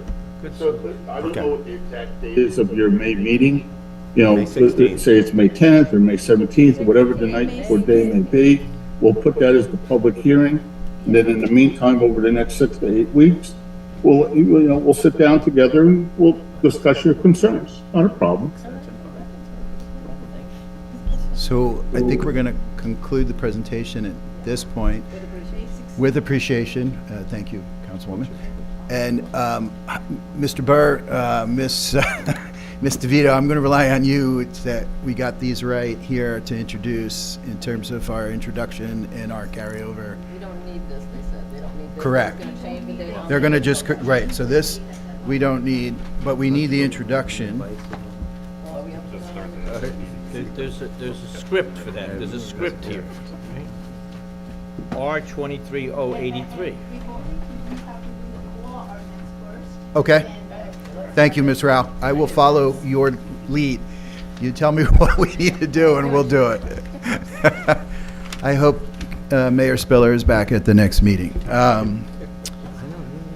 Madam Clerk, can you tell us where we're at? Thank you, Deputy Mayor. Is there a motion to adopt Ordinance O-23-11? So moved. Second. Thank you, Mr. Cummings. Counselor Cummings? Yes. Deputy Mayor Hurlock? Yes. Counselor Price Abrams? I'm just identifying which document that is. That is to establish the, What's the Cap heading? Bank, yes. yes, I vote yes. Thank you, Counselor Price Abrams. Counselor Russo? I have to ask you, what is the name, what is that Okay, resolution? Ordinance O-23-11, ordinance for the calendar year 2023 to exceed the municipal budget appropriation limits and to establish a cap bank pursuant to N.J.S.A 40A:45.14. Let me show you. It's listed as item 0 on the front of the agenda. Cap Bank. So it's not R-23-083. No, sir, that's next. The one before it, Bob. Okay, I'll say yes to that one. Thank you, Counselor Russo. Counselor Schlager? Yes. Counselor Iacobellis? Yes. Mayor Spiller absent. Thank you. I will now introduce Resolution R-23-083. This is a resolution approving the year 2023 municipal budget on first reading, fixing the time and place for the holding of a public hearing upon the budget pursuant to N.J.S.A 40A:4-5, and I so move. Thank you, Mr. Deputy Mayor. I will second that motion, and I will also make a motion to amend said resolution. Item 4 should be amended to say May 16th, 2023. We should also change the Modify word the time. virtually to say it'll be held at 7 p.m. on May 16th, 2023. That's Well- item 4 on Resolution 23-083. Okay, I'll second as amended, or I'm going to introduce as amended. You second me. Go ahead, Councilwoman Price. I guess I'm offering another amendment that we were asked if we would start maybe earlier, and if there's a Okay. willingness to start at 6 p.m. that night, given it will be a long night, instead of at 7 p.m. Well, point well taken. So amended. So Is seconded. that agreed upon? I think we're good. Yeah, Yep. that works. You won't be here? No, but I've already done the budget work. I'll wait for you. Madam Clerk, it's been moved and seconded as amended. Deputy Mayor, if you would allow me, I have to calculate the advertisement date because I don't think it's no longer going to be April 13.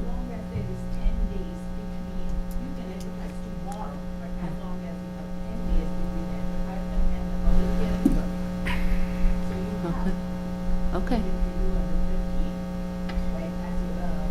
Yes.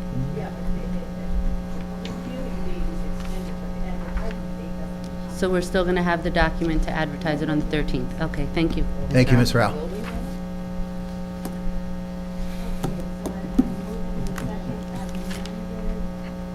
Counselor Cummings? Yes. Deputy Mayor Herlock? Yes. Counselor Price Abrams? Yes. Counselor Russo? No, and I'll tell you why. It says resolution approving the 2023 municipal budget on first reading. Now, all that is, I do not agree with this budget being introduced with what's in it. Thank you, Counselor Russo. Counselor Schlager? Yes. Counselor Yacobelis? Yes, I would like to add also, sometimes we have to vote for things to keep the government running. Thank you. Thank you. Mayor Sometimes you have Spiller, to take a absent. stand against things. Thank you. Thank you. Let's move on to pending ordinance. Deputy Mayor, may I for 1 second? Council and I, Sure. Mr. Vito and I were Mis- just talking. Mr. and- Burr? And we think out of an abundance of caution, we should move the resolution to extend the adoption date to May 16th, even though you did it in the amendment, but just to make sure that we're not violating any statutory authority to do that by just amending the resolution. Since the drop dead date is April 28th, we think, just out of abundance of caution, there's no harm in passing this resolution to extend the date. And that's a freestanding resolution, And Mr. that's a Burr? freestanding resolution. Okay, I will Just go. to make sure we're in compliance with. Absolutely. No, I appreciate the heads up. I will go ahead and move that as stated by Mr. Second? Burr. I'll second that. Thank you, Councilwoman Price Abrams. We have to supply this date of May 16th. Yeah, May 16th, right. Add the Correct. date of May 16th. Yeah. And we have to number it. The clerk can Madam do Clerk? that. Yeah. Counselor Cummings? Yes. Deputy Mayor Herlock? Yes. Counselor Price Abrams? Yes. Counselor Russo? I do vote yes on that one. Counselor Schlager? Yes. Counselor Yacobelis? Yes. Mayor Spiller, absent. Are we good, legal team? May I continue? Thank you. Next is an ordinance 0-23-10. This is an ordinance to amend Chapter 327-9 of the Code of the Township of Montclair to install a stop sign for traffic traveling westbound on Inwood Avenue at the intersection of Inwood Avenue and Fernwood Avenue in Montclair. I'm going to move that. Second? I'm going to open up the hearing. I'm going to open the public hearing without objection. Is there anyone present who wishes to be heard in relation to the proposed ordinance?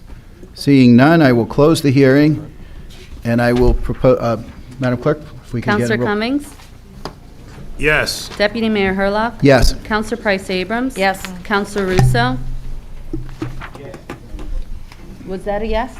Yes.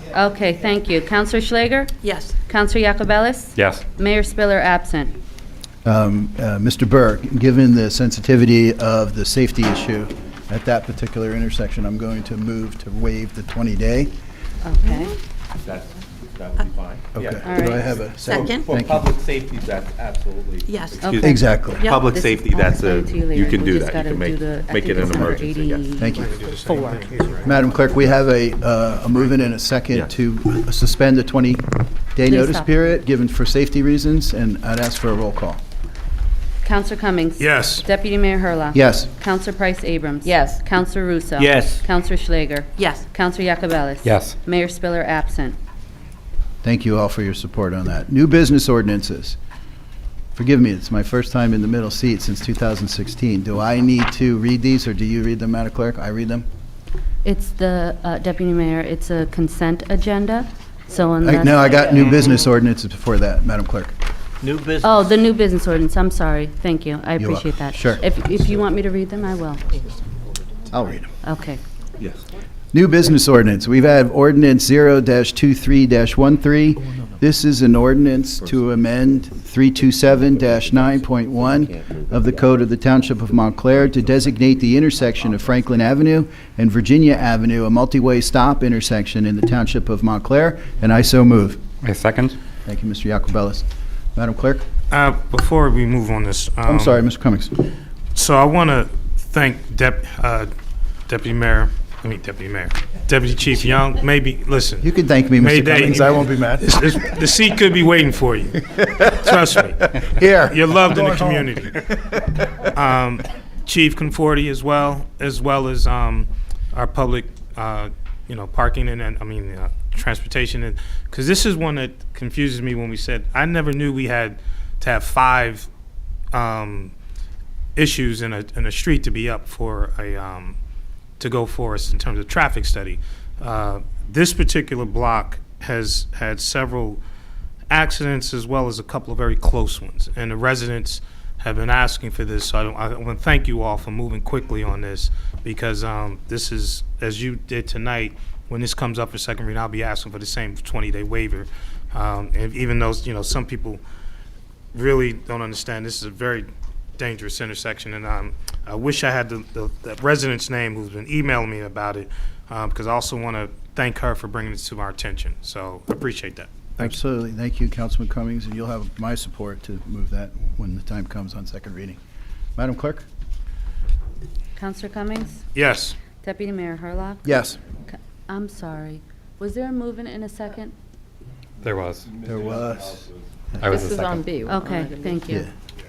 Yeah. B. I'm sorry, Counselor Cummings? Yes. Deputy Mayor Herlock? Yes. Counselor Price Abrams? Yes. Counselor Russo? Yes. Counselor Schlager? Yes. Counselor Jacobellis? Yes. Mayor Spiller absent. Thank you, Madam Clerk. The next is ordinance. Wait, we're gonna move this to the emergency, right? You wanted to move this? No, because it's a first reading. Oh, forgive me. Councilwoman, it's a first All reading. right. Yeah, next meeting we'll do it. Just got brighter in here. Yeah, I know. It's in morning already? I think you're tabling this? Yeah. Yeah, we're going yes, to table. Deputy Mayor, if I could. Oh, I'm sorry, Respectfully, Councilwoman Schlager, yes. I would like to, as this is in my ward, Certainly. I've been working with the residents on this street for quite some time now. I would like to respectfully table this for now. Okay, so you're moving to table it. Is there a Yes. second? I'm second. Yes. Okay. Madam Clerk?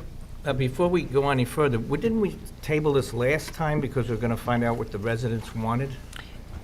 So That's why did it exactly- come up again? Why did it come up again? There's some nuance that they're looking for that we think we can possibly accommodate instead of banning parking at all times. I understand, but I'm saying last time we postponed it because we were going to get their input. Now we're going to postpone it again. Yeah, I know the at families their there. request. At their request. Yeah, at Yes. their request. I'm We're just gonna- saying, it shouldn't have come up yet until we got that clarified. That's all I'm saying.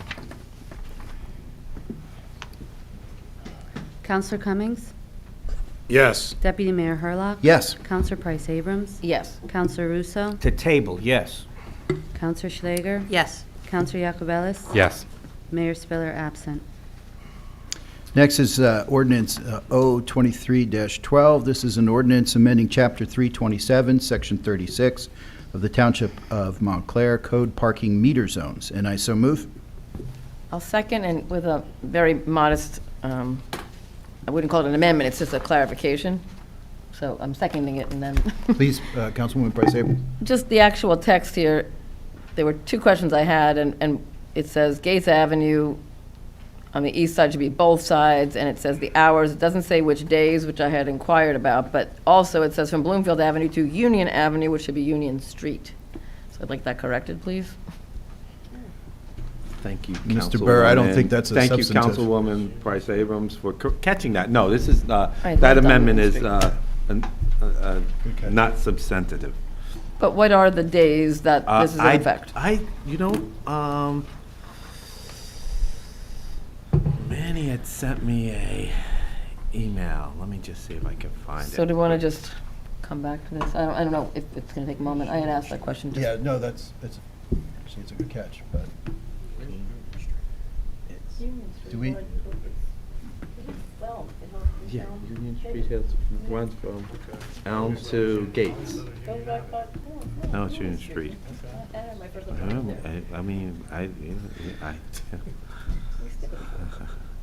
I just call it Union.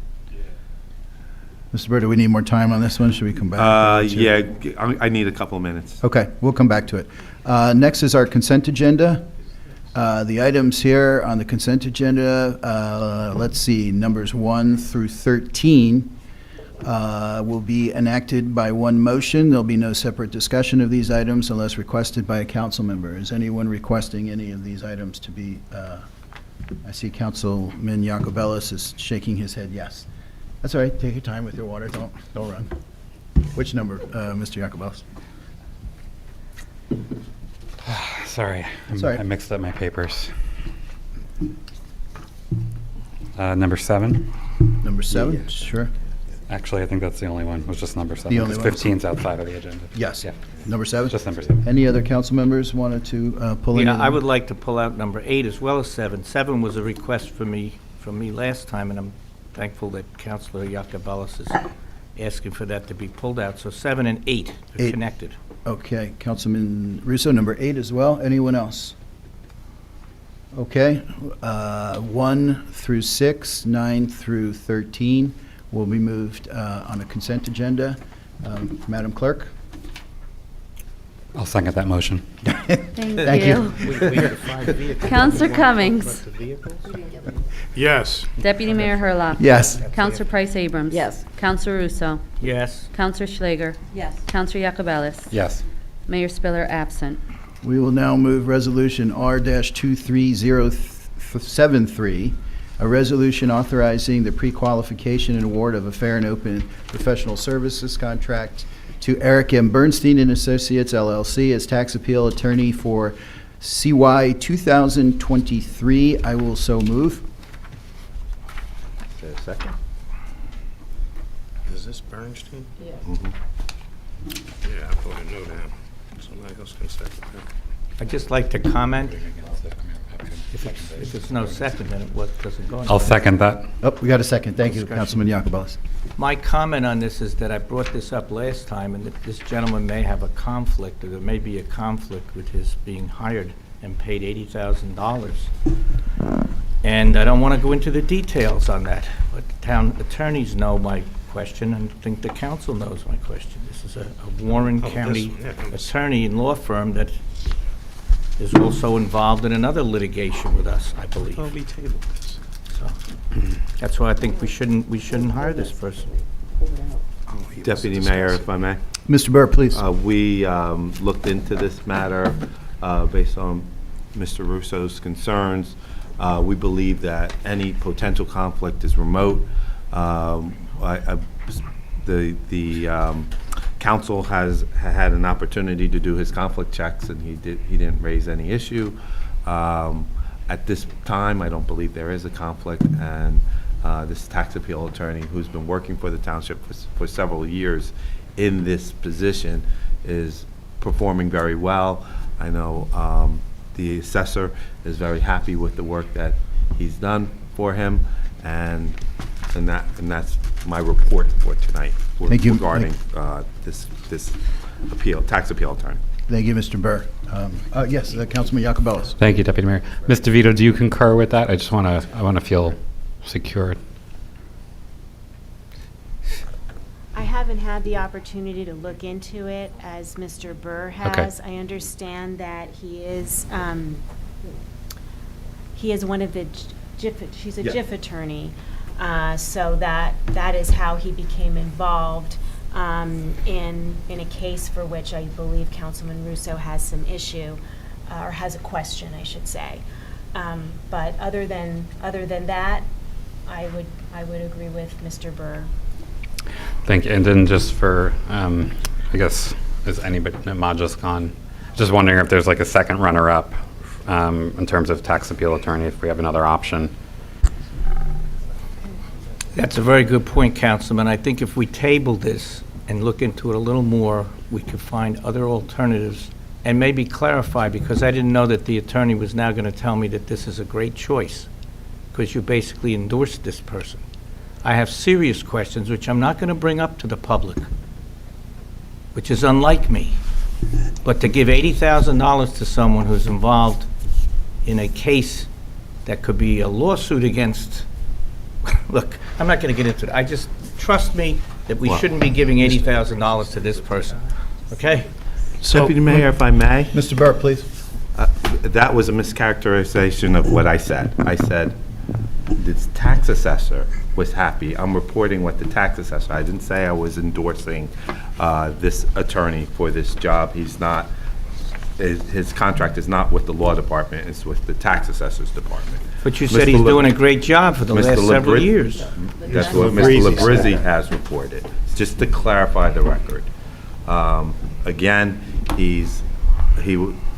this firm has been assigned by JIF counsel to represent an individual in the township on a matter that is aligned with the township's interests at this time. There appears to be no conflict of interest, and that's the best I can report on this matter relating to that issue. So you spoke to George about Mr. Bernstein, and he indicated that he was happy with his work? He was satisfied with his work, yes. Okay, thank you. Thank you, Mr. Burke. Any other? Excuse me, it's not a work issue. It's an issue of, look, if you look at the filings for the manager's lawsuit, you'll find this attorney's name fighting us. Okay? That's all I'm going to say. He represents JIF, this, that. His name is on filings against the town. So you want to pay him $80,000, give him a lot more money, where he got the job probably through the connections he had in the past, through the manager, then go ahead and do it. Last time, we had 3 council members dissent from it, and I appreciated that. I'm bringing it to you again. That was for a $10,000 payment. Now, this is $80,000 that you're throwing away on somebody from Warren County. Not disparaging his work with the tax assessor. Tax assessor doesn't know what we're doing with these other legal issues. I'm telling you, we're embroiled in a major issue here that this man has some potential connection to, okay? And I'd just like to say on number 8, we got some other problems, but that you have to propose that first. I'll bring that up. 7, yeah. Go ahead, do whatever you want to do. Any other comments? It's been moved and seconded. Madam Clerk? Counselor Cummings? Yes. Deputy Mayor Herlock? Yes. Counselor Price Abrams? Yes. Counselor Russo? Me? I'm voting no on paying somebody $80,000 who's suing us. Counselor Schlager? Yes. Counselor Yacobelis? No. Mayor Spiller, absent. Next is Resolution R-23-074. This is a resolution authorizing the pre-qualification and award of a fair and open professional services contract to DiFrancesco, Bateman, Kunzman, Davids, Lahrer Flaum, PC, as tax appeal attorneys for CY 2023, and I so move. Second. Okay, my discussion of this is that this is a major law firm in the same office as this gentleman Bernstein. Where do these guys get these jobs from us? Another $100,000, okay?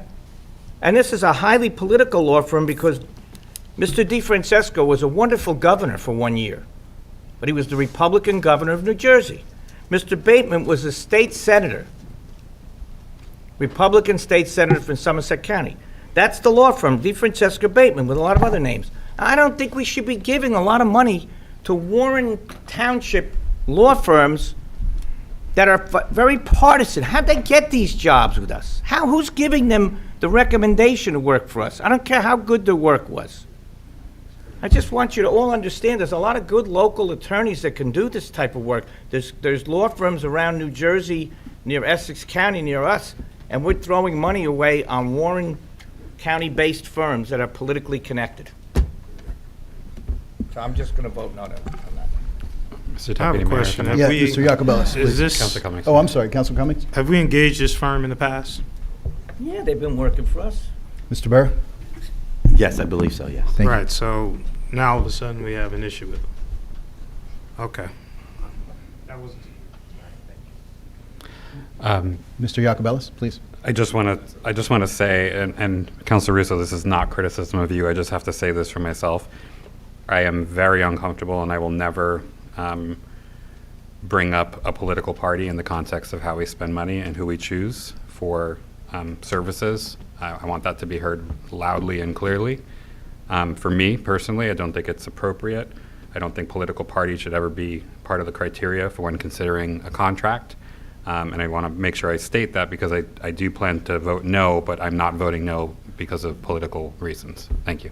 Thank you, Mr. Yacobelis, for that clarification. Anyone have any other Yeah, I comments? just want to clarify, it's not a political, it could be a Democratic Party, recommended by a Democratic Party machine from somewhere, Jersey City. The point is, it's politically connected, okay?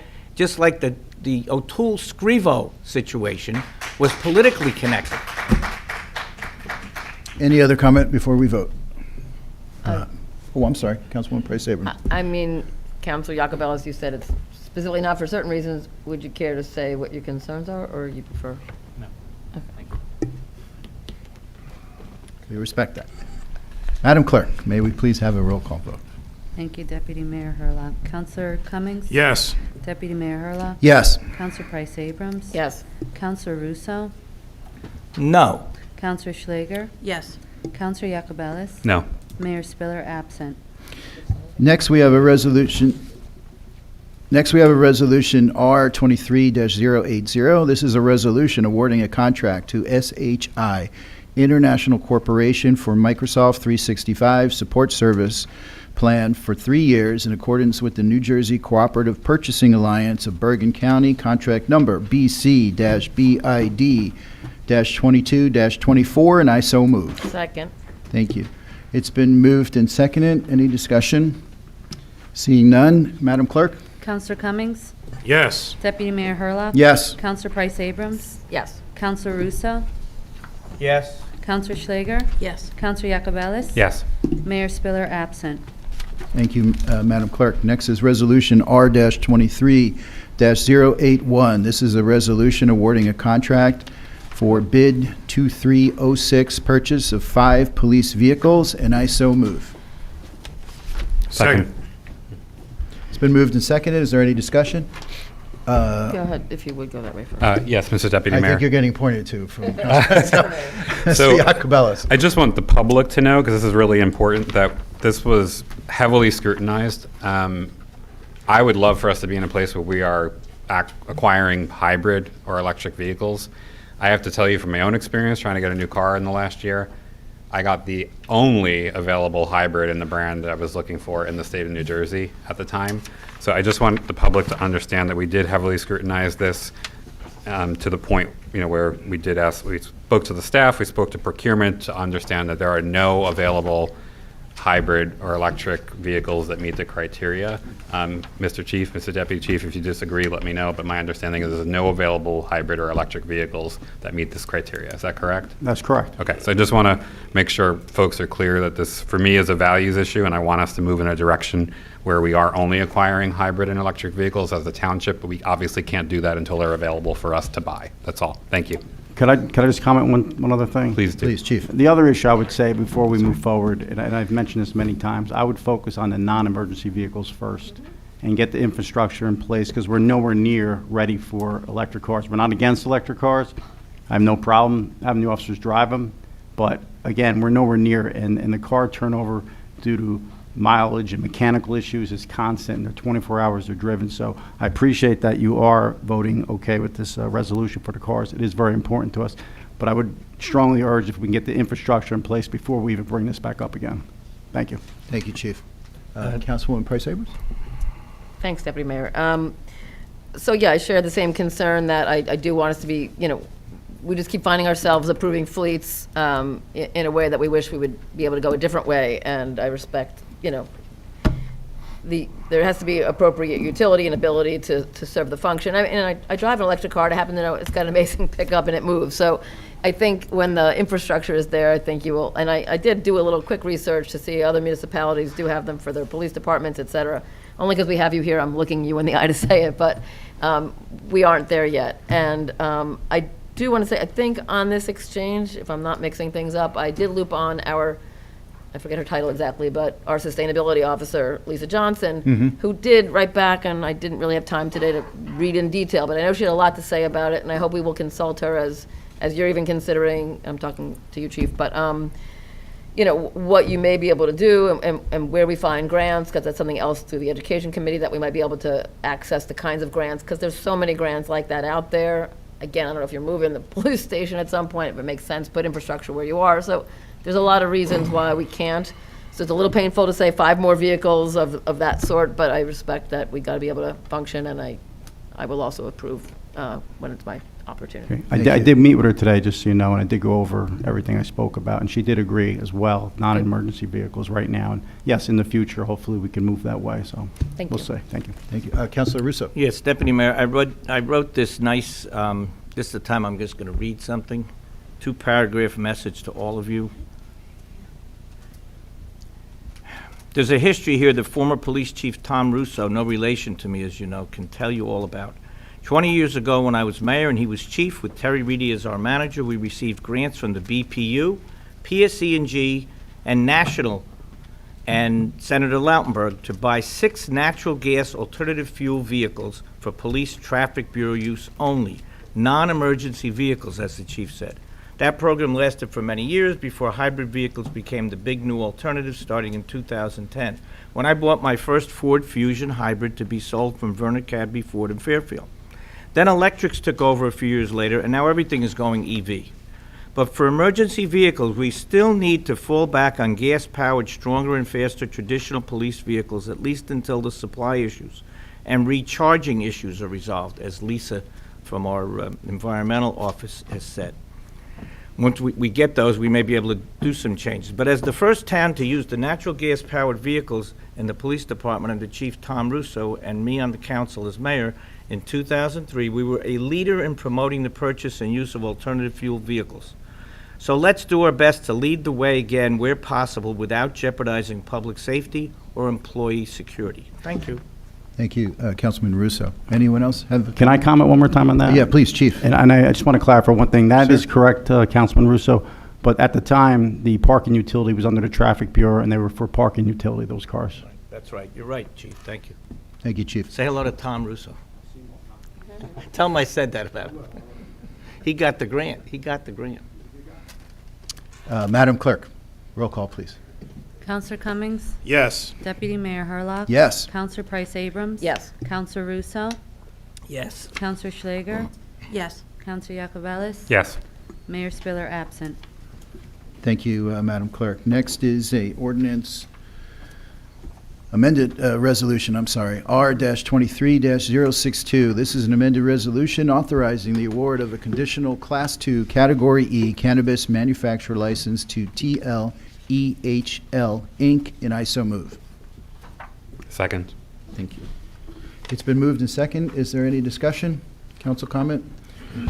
Oh, I'm sorry, yes, Mr. Yacobelis. Thanks, Mr. Deputy Mayor. I think just clarifying so the public understands, we're just fixing there was a mistake with the address in the original resolution that we had passed on March 14th, so we're just repassing the resolution, fixing the address. Thank you. Thank you for that clarification, Councilman Yacobelis. Roll call. Madam Clerk, please. Counselor Cummings? Yes. Deputy Mayor Hurlock? Yes. Counselor Price Abrams? Yes. Counselor Russo? Yes. Counselor Schlager? Yes. Counselor Yacobelis? Yes. Mayor Spiller absent. Thank you, Madam Clerk. Next is Resolution R-23082, and by tradition, I will kick this over to Councilwoman Schlager, please. Yeah, thank you, Deputy Mayor. Whereas invoices against the Township of Montclair in favor of the following persons for the amounts set opposite their respective names have been received, duly audited, and found correct. Now therefore be it resolved by the Council of the Township of Montclair, the County of Essex, that said invoices be, they are hereby ordered paid, and these checks be drawn by the Finance Department to the order of such persons for the amounts respectively and hereinafter stated on the computer printout attached hereto and made a part hereof. This bill list is dated March 27th for the year 2023 for the amount of $5,828,894.77, and I so move. Second. It's been moved and seconded. Council questions? Councilman Yacobelis, please. Thank you. I'm going to have to be creative with who I'm asking. I will ask Mr. Burr, Cleary, Giacob, Alfieri, Jacobs, Jacoby, sorry. Labor Council, is this replacing Genova Burns? Is this a first payment to them? Is that what that's for? Okay. Yes, it is. Thank you. And then, sorry.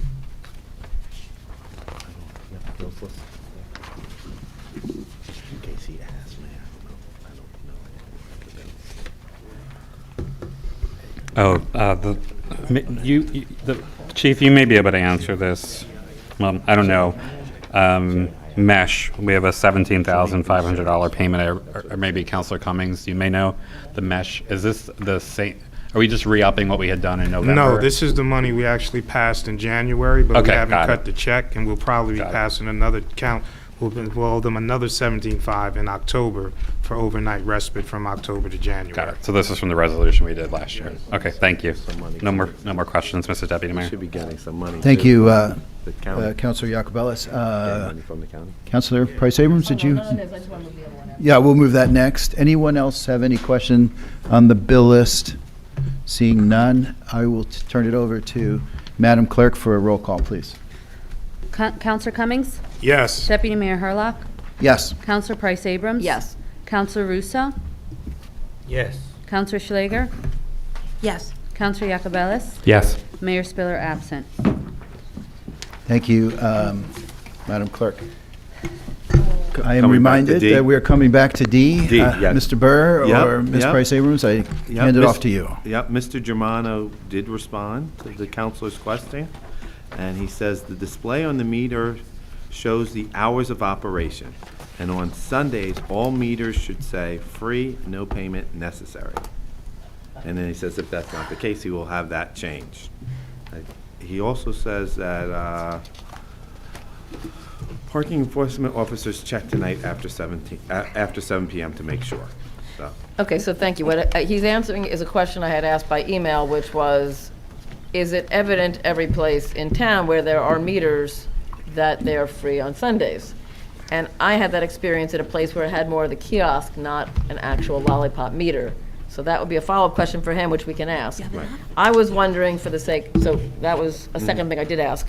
As to this resolution that, is it an ordinance before us, it says hours/days, and it only has 8 a.m. to 7 p.m. So I want to know what days. Is it therefore well, Monday through that's Saturday? how it reads in the ordinance, It Councilwoman. just seems lacking, because there's a category for which the days aren't listed. So I think it's Monday through Saturday, from what you're telling me. This is about meters. Yes, and that's what he's saying, yep. Monday through Saturday. Meters are. Does anybody have an opinion whether it should be explicit in here, or we should leave it out?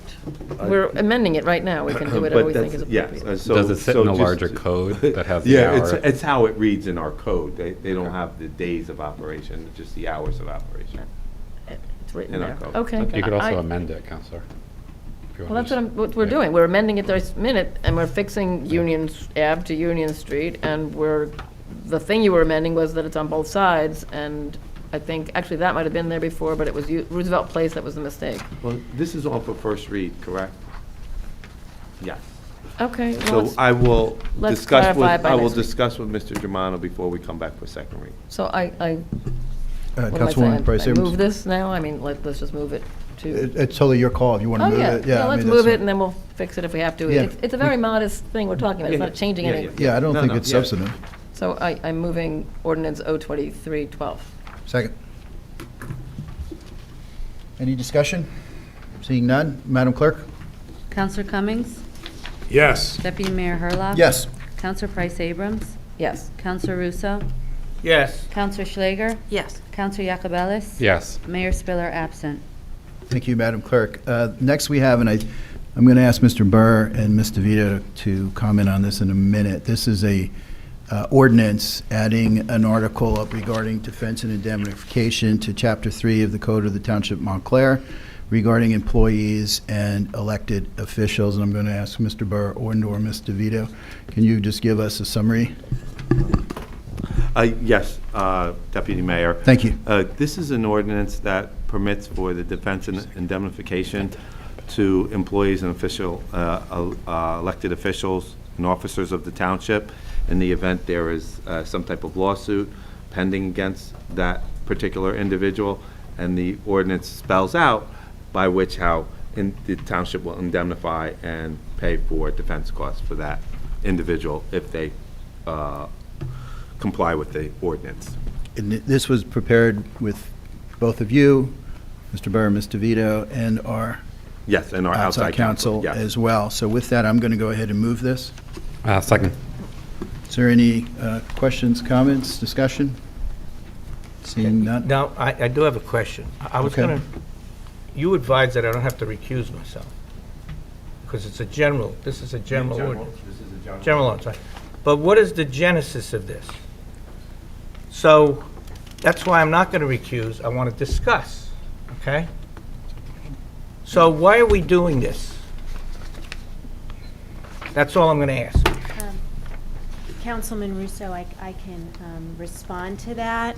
I think there were some questions raised by members of the council. We reviewed our code. It was clear that Montclair did not have an indemnification chapter in its code, whereby a lot of other municipalities do have this indemnification within their code. So this was something that we noted. This was a deficiency. We wanted to fill that gap, and that was the genesis for this this proposed ordinance. We reviewed many ordinances that are on the books in other municipalities. We conferred with our outside counsel. We reviewed drafts and had consults with our outside counsel and amongst ourselves, and I hope that explains how this was born. Thank you. Thank you. Councilwoman Bryce Abrams. I just wanted to note that I, in reading it, had been in conversation with a friend who is an attorney who's knowledgeable in this area, and he had assumed that we would have had such a thing in the past and was surprised to learn that we did not. So I was pleased that you had proposed that we, just round out what's appropriate in our code that other towns, again, do have. Thank you for looking into that. Anyone else? Seeing none? Yes, again, I don't want things to be obfuscated, and I don't want to also throw my colleagues under the bus, so to speak. But the reason this has been generated is because there was a question raised by the town's CFO, which caused a major conflict to occur with the manager over whether council members should receive health care benefits from the township under the state plan. Let's be honest. Deputy Mayor, if I may. Ms. DeVito, please. I just want to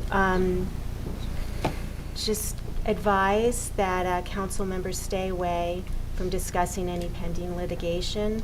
Respectfully, I say that to all of you. Thank you. Of course, thank you. So there's pending litigation that generated this? You, Councilman Russo, you mentioned a particular or referred to a particular lawsuit that is pending currently that involves an employee of the township. Thank you.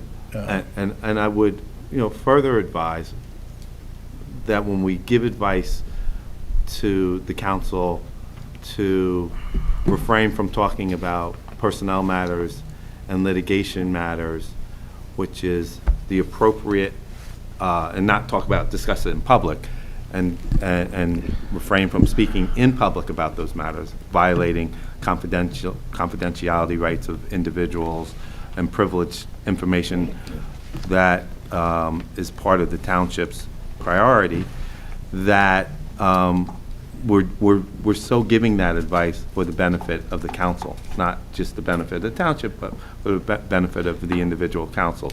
And reminding you, as we're talking about indemnification and defense ordinance, that the township is lacking, and we felt was necessary for the township to adopt in its code, that you be mindful that statements that are made in public could waive indemnification of your selves in the capacity that you are acting as elected officials and subject you to some liability issues. All right, so we support the council, we work for the council, the township is our client, and we just want to make sure that everyone is fully protected under the law. And those are the reasons why we give our legal opinion and our legal advice. It's not to subvert or not be transparent to the public, but it's to make sure that we're protecting the township's interests and thus protecting the council as well. Thank you, Mr. Burke. I just have to get one last thing clear. So in other words, if I or any of us had a problem that we were maybe not even our fault, which I believe is the case here, that we are going to absorb the costs with that kind of an ordinance, that we're going to absorb costs up to a certain point? Does it have a cap or a limit? I didn't see that. We're going to absorb costs for legal defense, or you're going to be doing the legal defense, I think it read, as the town's attorney. Well, the township attorney under this ordinance would have the option of defending the particular council member or obtaining outside counsel at the township attorney's discretion. The ordinance provides in certain instances that defense costs will be absorbed or paid for by the township through indemnification, and that's correct. Councilman Russo. Because I may be like suing somebody. Could be, you never know. They may sue me. Any other questions? Thank you. Any other questions or comments? So this is an ordinance, Mr. Burr, Mr. Vita, so this will have to have 2 readings, correct? Is this the first one tonight? Correct. Tonight's the introduction. Thank you. Having said that, Madam Clerk, roll call, please. Was it moved and seconded? Yes. You did. Yes. I moved it, right? And the Okay, second. it was- Okay. it was- I think I'm sorry, Councilman it's Iacobello late. seconded. To be clear, I second. It's getting late. Counselor Cummings? Yes. Deputy Mayor Herlock? Yes. Counselor Price Abrams? Yes. Counselor Russo? Abstain. Counselor Schlager? Yes. Counselor Iacobellis? Yes. Mayor Spiller absent. Okay, I think we got through that agenda. Madam Clerk, is that correct? I'm going to go around the horn now and ask for reports. I'm going to start at the end and work my way over. Madam Deputy Clerk, do you have anything? I have nothing now, Deputy Mayor. Thank you. Madam Clerk? I have no report, thank you. Thank you. Mr. Police Chief, sir. Welcome up here again. It's good to see you. Remember, I'm the one who said that you could take over. So professional. Thank you, sir. Councilwoman Schlager. Now, I just want to wish everybody a happy Easter and a happy Passover, and I want to thank you, Deputy Mayor, for running a very good meeting. Oh, thank you. Appreciate that. Thank you. Thank you. Why are you laughing so hard over there, Mr. Cummings? It was a tough meeting to run. Totally it was. Hope the mayor's enjoying his vacation, watching this, eating He popcorn. can't get back soon enough, ladies and gentlemen. Councilman Iacobellis, please. Thank you, Mr. Deputy Mayor. I would like to just say what an honor it was for me yesterday to welcome Hillary Clinton to Montclair. Really an honor to be asked to greet her, welcome her at Montclair State University. Ben and I got to spend some time with her. I think most people would find it really interesting that she had a lot of questions for me about the Faulkner Act. Weak mayor, strong mayor, concurrent terms. So it was just a pleasure to see her and welcome her to town and be reminded of her brilliance and how much she's inspired me over the years. I also participated this weekend in something near and dear to many of our hearts, which was the opening of the skate park sculptures called Candy Courts. We had, I think it was something like 400 people were there. I know Councilor Price Abrams, you were able to come by. I know you just missed it. 400 people, kids, adults. Councilor Russo came by. And it was just a wonderful thing to see all of these kids of all ages playing outside together. No one was on devices. It just reminded me of being a kid, and I was kind of jealous. But it was just an example of, kids really sort of dreamt this up and pushed us to do this. And we overcame a lot of obstacles to make it happen. And those kids were smiling really big, and it made me feel really good to look them in the eye and to say, if you work on something like this, it's possible to make it happen. And at the same time also give themselves this awesome new space designed by a U.S. Olympian. And it's the first installation of these in the United States of America. So that made me really proud of Montclair yesterday. So it's been overall great. We've had a lot of really good things going on in town, and I think I would echo the happy Easter, happy Passover. Ramadan is also taking place at the moment as well, so wishing happy holidays to all those who celebrate. Thank you. Thank you, Councilman Yacobelis. Councilman Russo. Yes, I'd like to also say that the deputy mayor's done a great job tonight dealing with me. It's not easy. Also that I spoke to Hillary through the president of Montclair State, who has been involved with my classes there that are dealing with the Faulkner Act. So President Capel must have told Hillary about the Faulkner Act, and that's why she talked to you, Peter. But no, it was great that she was there. A lot of people couldn't get in, so that was unfortunate. Some students of mine thought they were registered and they really couldn't get in. So it's important they give enough space when they get a big speaker like that. But she was a great First Lady, a great Secretary of State, and should have been President. My other comment tonight would be that my wife Christine's been sitting here waiting for me to make this announcement. She's looking at me now. I'm announcing that we're going to go to the movies tomorrow night because it's not a Tuesday night meeting, so we're going to get half price as members of the Montclair Film. If you're a member of the Montclair Film, you get half price at the Claridge. So tomorrow night we're going to go and see a great movie and have a lot of popcorn. So that's a big surprise to you, I know, Christine. But I'd like you all to start going to the Claridge. You know why? When we go there, we don't see too many people. And it's a half price on Tuesday nights if you're a member of Montclair Film.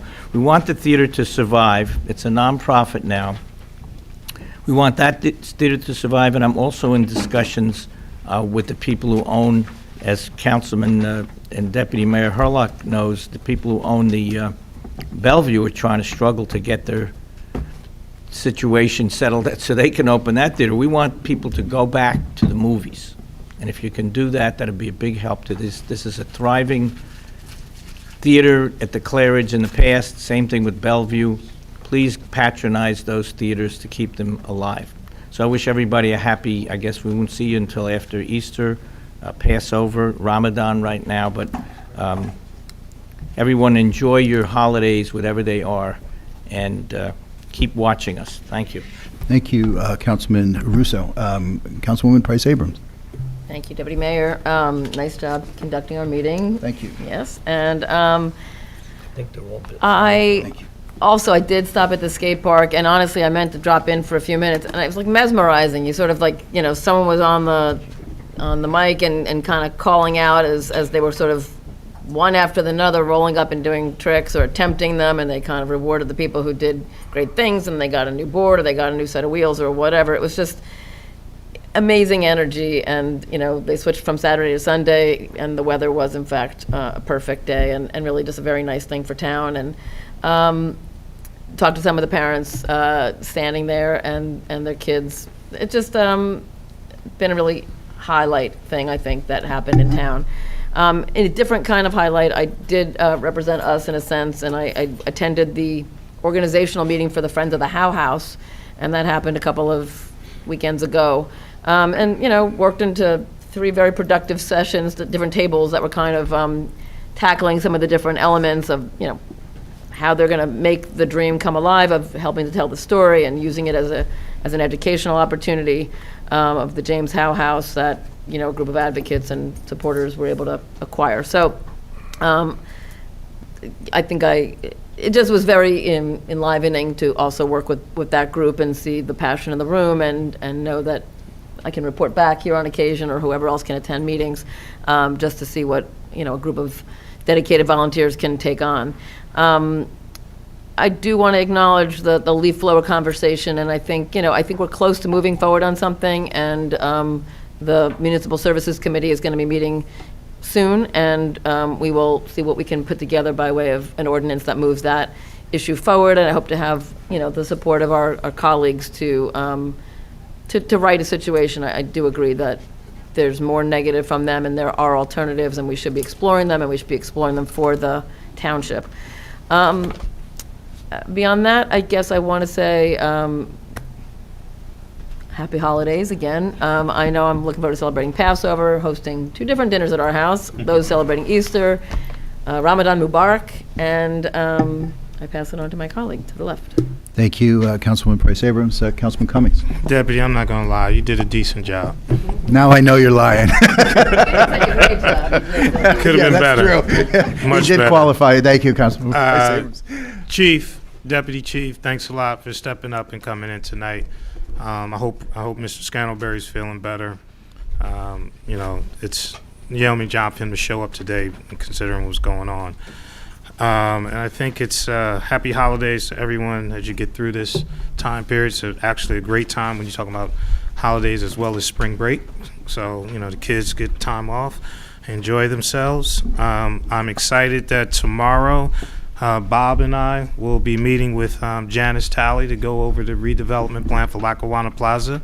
That's had some adjustments. I understand that the EDC has gone through with staff and consultants. I'm excited to see what those adjustments are, but it goes to the fact that it happened because we brought it to the public, and then individual counselors were able to make their suggestions, and now we're going to go back through that process, because I think this development, to me, can be a linchpin to further development in the town and things that we need to get done.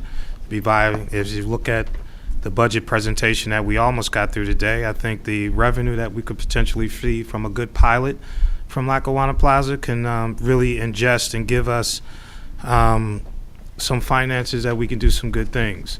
And when I say good things, I believe in things that we need, not what we want. And when I recently had a conversation with Mr. Scantlebury, Chief, he showed me some of the rats that are in the police department. Oh, yeah. And, you know, that's just horrible. And when I walked into the council meeting last week to pick up my mail, the elevator in here wasn't working. Mm-hmm.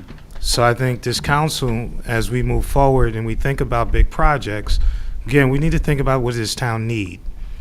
That's something that I think is a challenge to all of you, because if we have the conditions that you guys are in, when I looked at the walls and some of the pictures, you know, it's deplorable. So I commend you. Well, just because you haven't brought it up, and the only reason well, I'm not going to say that, Chief. I'm just saying, I just happened to be in the room in a meeting and saw it. I was like, this is just deplorable. And it just ironically, 2 days later in here, the elevator's not working. And so I think we need to look at our assets that we have and see how we can, you know, do better. And I know there was some time ago, Peter, you had a meeting where you put forth a potential municipal complex that you submitted up. And there was a lot of talk about that. But, you know, again, how will we pay for it? And I think when you look at the potential financing of Lackawanna Plaza and the pilots, that leads to a potential to be able to do something big in this community, in this township, at cost, without having to go into our budget. You know, basically, that's the kind of money that we're looking at. And then we're talking about these conversations. I see that, you know, a lot of folks were here with Clary Anderson. And we've had those discussions, and I think everyone up here knows that it has been told that's a tear down. Clary Anderson is in bad shape. The deal that we have with the private company that's running it right now, we don't make any money off it. We lose money. And so I think when we look forward to really how are we going to move forward, those are assets that, you know, particularly Clary Anderson, that can be really boomful for this township. And if we do keep it as an ice skating rink, it's clear from staff that an ice skating rink has to be year-round. And it has to be operated by staff. So those are things that's going to cost money. And I think we need to just be open and honest. We've all had conversations. We've all walked through Clary Anderson. We've all heard our DCF chief, Mr. Wood, say it needs to be torn down. We don't know what's in those pipes. We know the ice machine and everything that fixes it is old and worn out. But we can reimagine that to be the community center that can hopefully have the senior center as well. As our previous senior rep, when we walked in there with you guys, talked about an intergenerational community center. And I think that would be a wonderful place for it. We've got plans, but we just don't seem to be able to get outside of our own selves. But I think after seeing that picture, that really bothered me. And, you know, and I said to Brian, we went and we got old plans for Clary Anderson. We were talking about, you know, we just really need to look at our municipal assets and how we can utilize them and really make something special. Now, it's not going to happen while I'm on the council. because it's going to take a long time. But we can at least put things forward. And I go back to what I started. Being able to do that is to get Lackawanna Plaza started and get it Lackawanna Plaza started right. So I hope we can do that, and I look forward to talking to Ms. Talley. Bob, are you going to be there? Because I know your eyes are messed up. I'll be there tomorrow. Then I have Okay, to you go to didn't have your voice earlier today when we talked? Yeah, but then I have to go to the Lemon Law for my former student who took over the Lemon Law. After 20 years, he's retiring. Okay. Go down to State Attorney General's office. But I want to just clarify something. My colleagues here who were with me all these past years know that Mayor Jackson, Robert Jackson, with a lot of foresight and a lot of history, because he had been mayor back in 1988 for 1 year, he proposed that we build a whole municipal complex with the new police station and all 10 years ago. You know this. And he was trying to get the developers to take our old building and this building, and they could do what they want with it as long as they developed a whole complex with a police department and a senior center in it and municipal offices.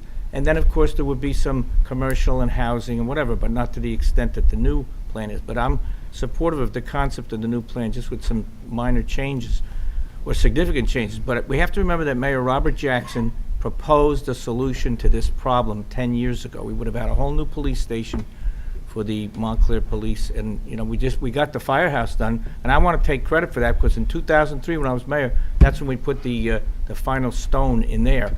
But that took many, many years to get, and now this police station has to be included in whatever we plan next door here. Thank you. Thank you, Bob. I just don't feel that. I think I that was a appreciate yes your that he's going to time. join you in the morning. Well, I'll say to you talking about too. Bob.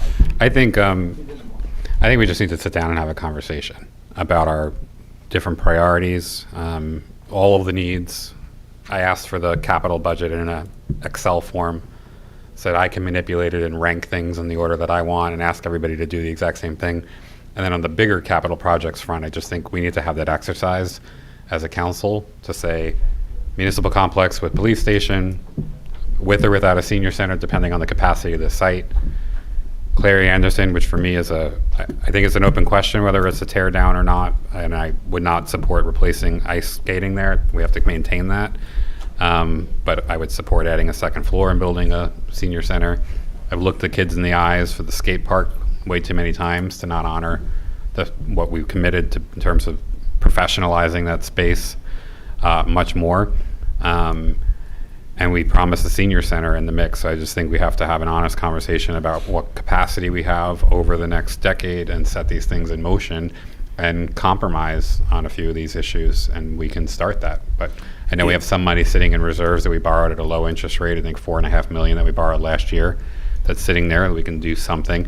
And if we don't think realistically we're going to do anything with a complex in the next 5 years, and we need to put some money into the police station, I think immediately, to remediate some of the crisis issues. You can't remediate that police station.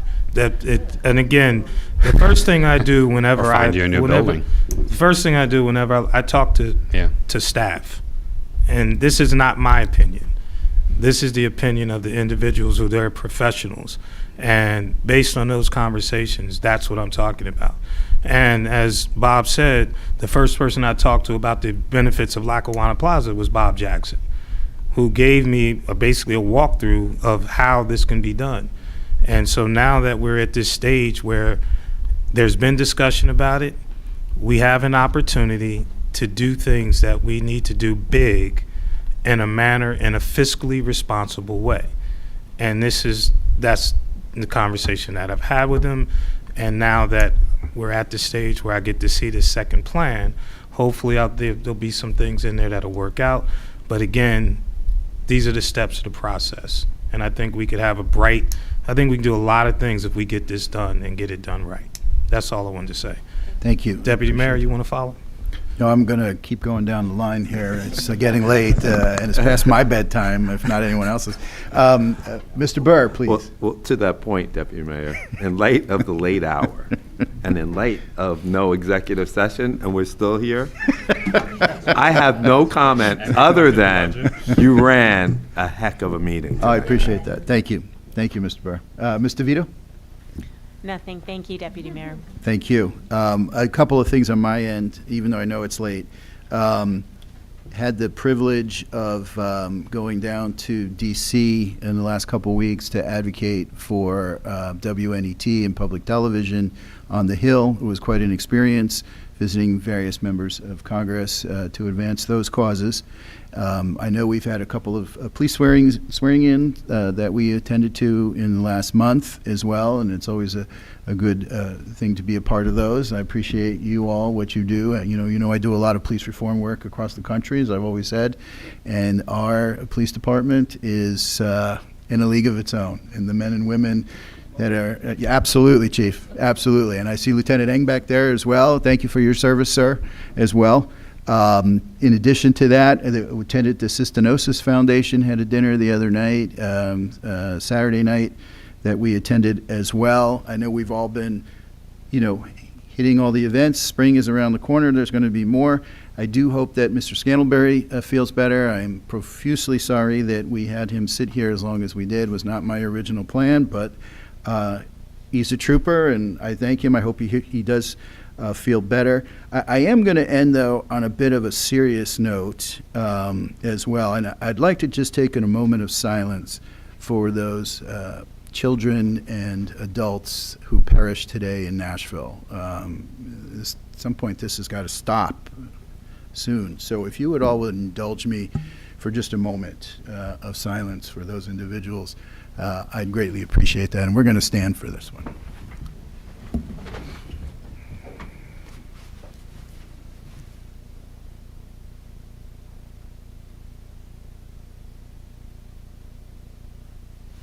Thank you all for that. Absolutely. Absolutely. And with that, I'm going to entertain a motion to adjourn. Second.